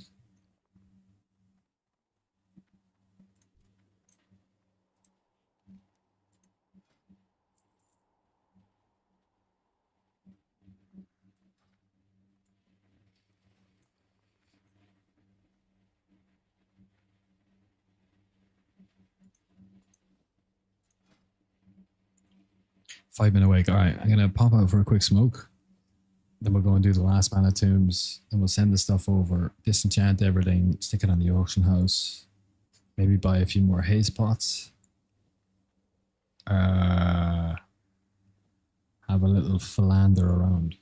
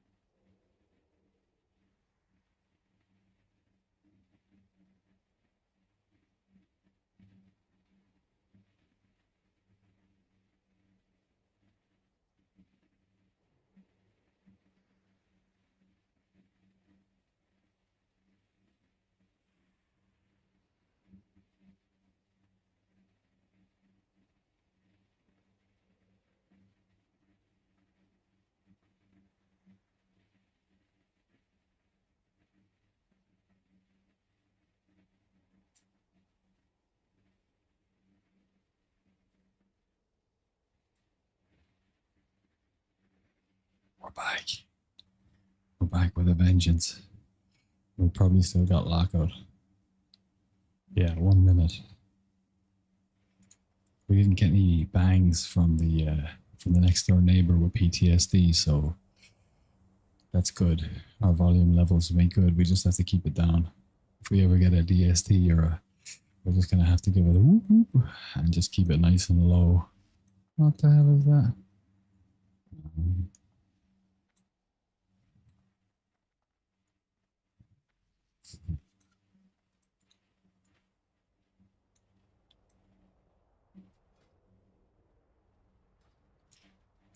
That bug is so annoying. Do I having to check your weapons for instant poison or deadly because it doesn't show? I have to go into stealth and then it shows. It's weird. 89 kills.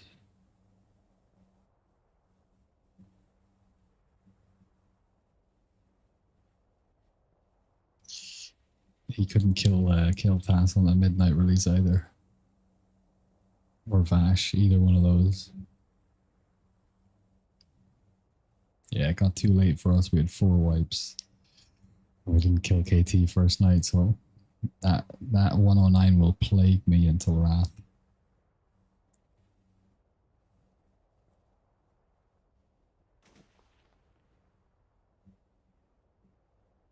I'll give him something to look at. If he's looking, might as well give him something to look at.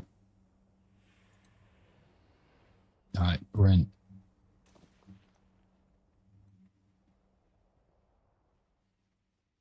Oh.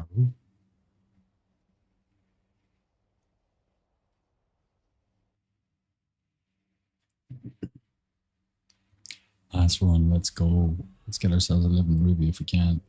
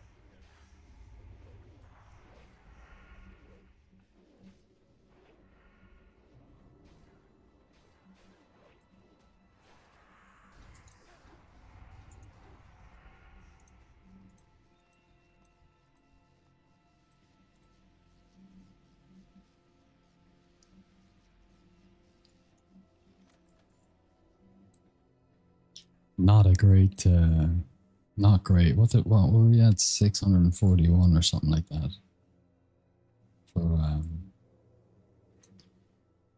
from Steamvault.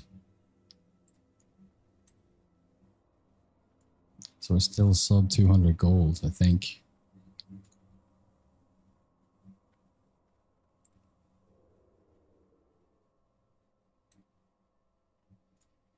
No chest there. No chest there either. Alright, we'll spec swap.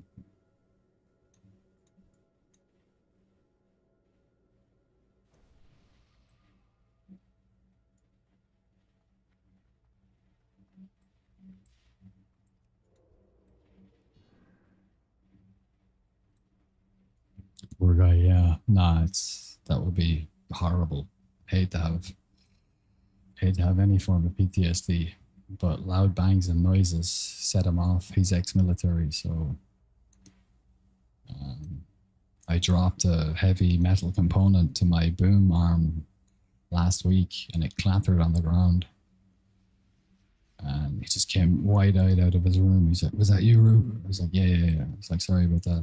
Because he told me before, like, you know, he didn't say he had PTSD, but like I connected the dots. It was like, yeah, just noise is an issue for me. So I was like, no problem. If I'm ever being loud, just let me know and I'll quiet down. He said, yeah, no problem. So got to give the man his peace of mind. Manitoons looks much easier to run. It is much easier to run, for sure. If you have anything above pre-raid bis, it's easy to run. If you're in phase 1 bis, it's a easy to run. Anything after that, it just gets easier and easier. I say that and I die on stream, but that's just from being sloppy and careless. But I mean, look at those numbers. Do you want it easy or do you want to make more money?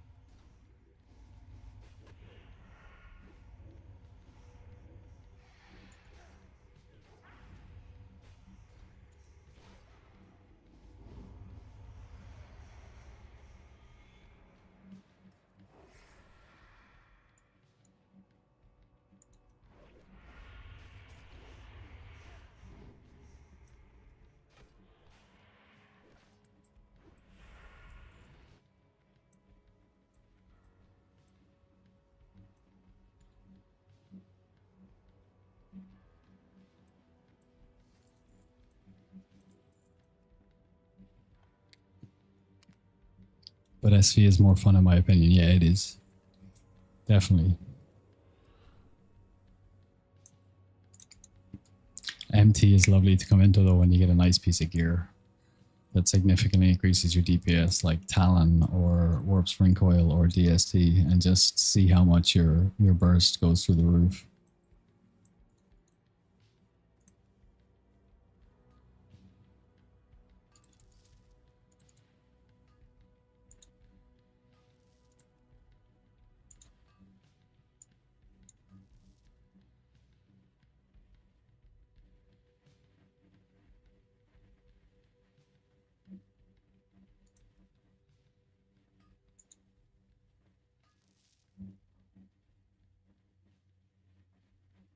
Oh, it was 569. 569. What are we at here? 829.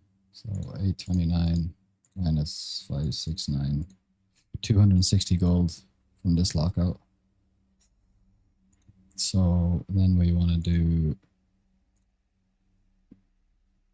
MT 269.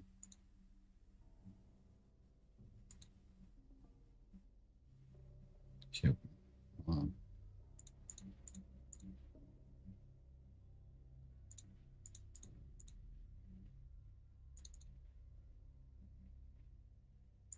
269 multiplied by 7.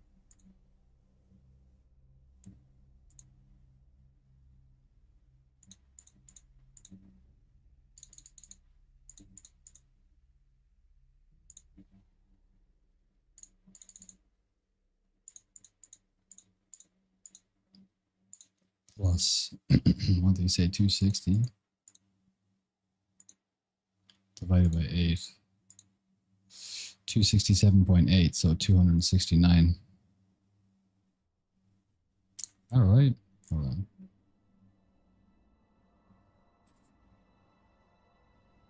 269 multiplied by 7 is 1,883 plus 260 is 2,143 divided by 8 is 267.8. So 268. Okay. It went down by 1 gold per hour, right?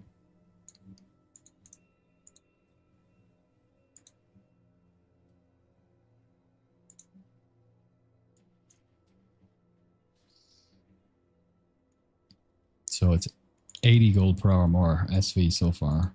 But, you know, gems and stuff like that. But across time, we'll get the truth.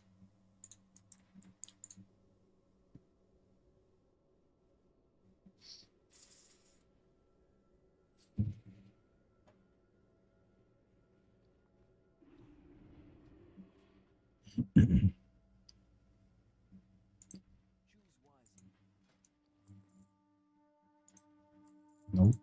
Sell that.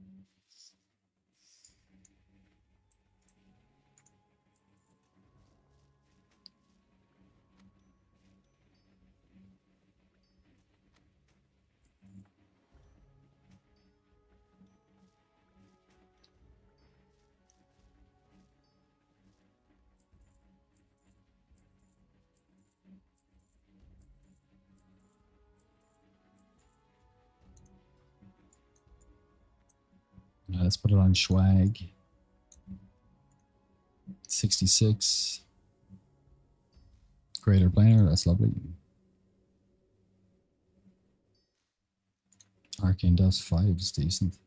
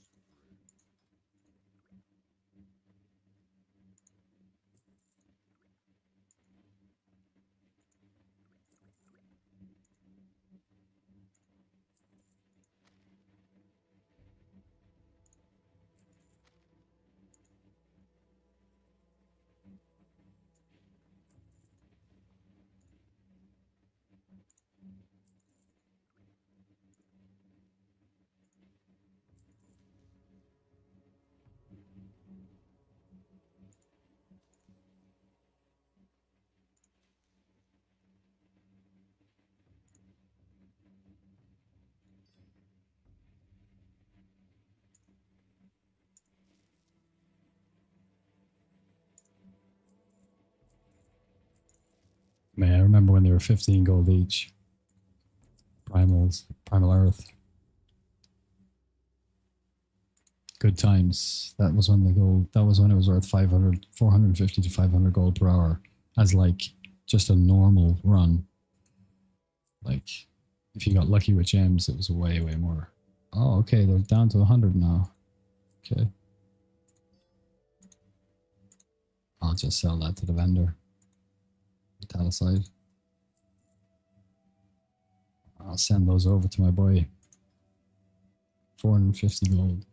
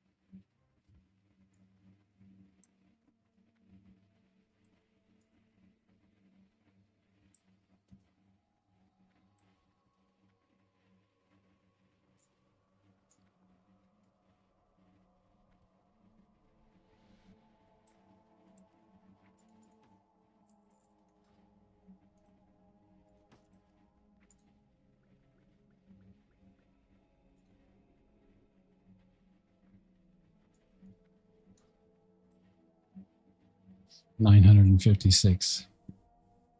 We're getting there.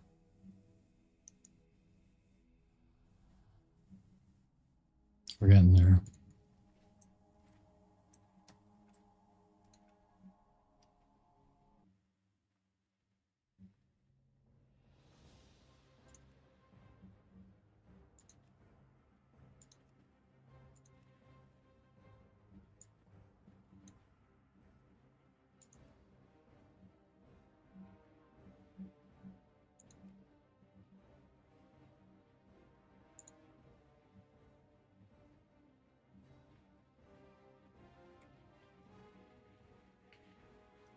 All right, you beautiful people.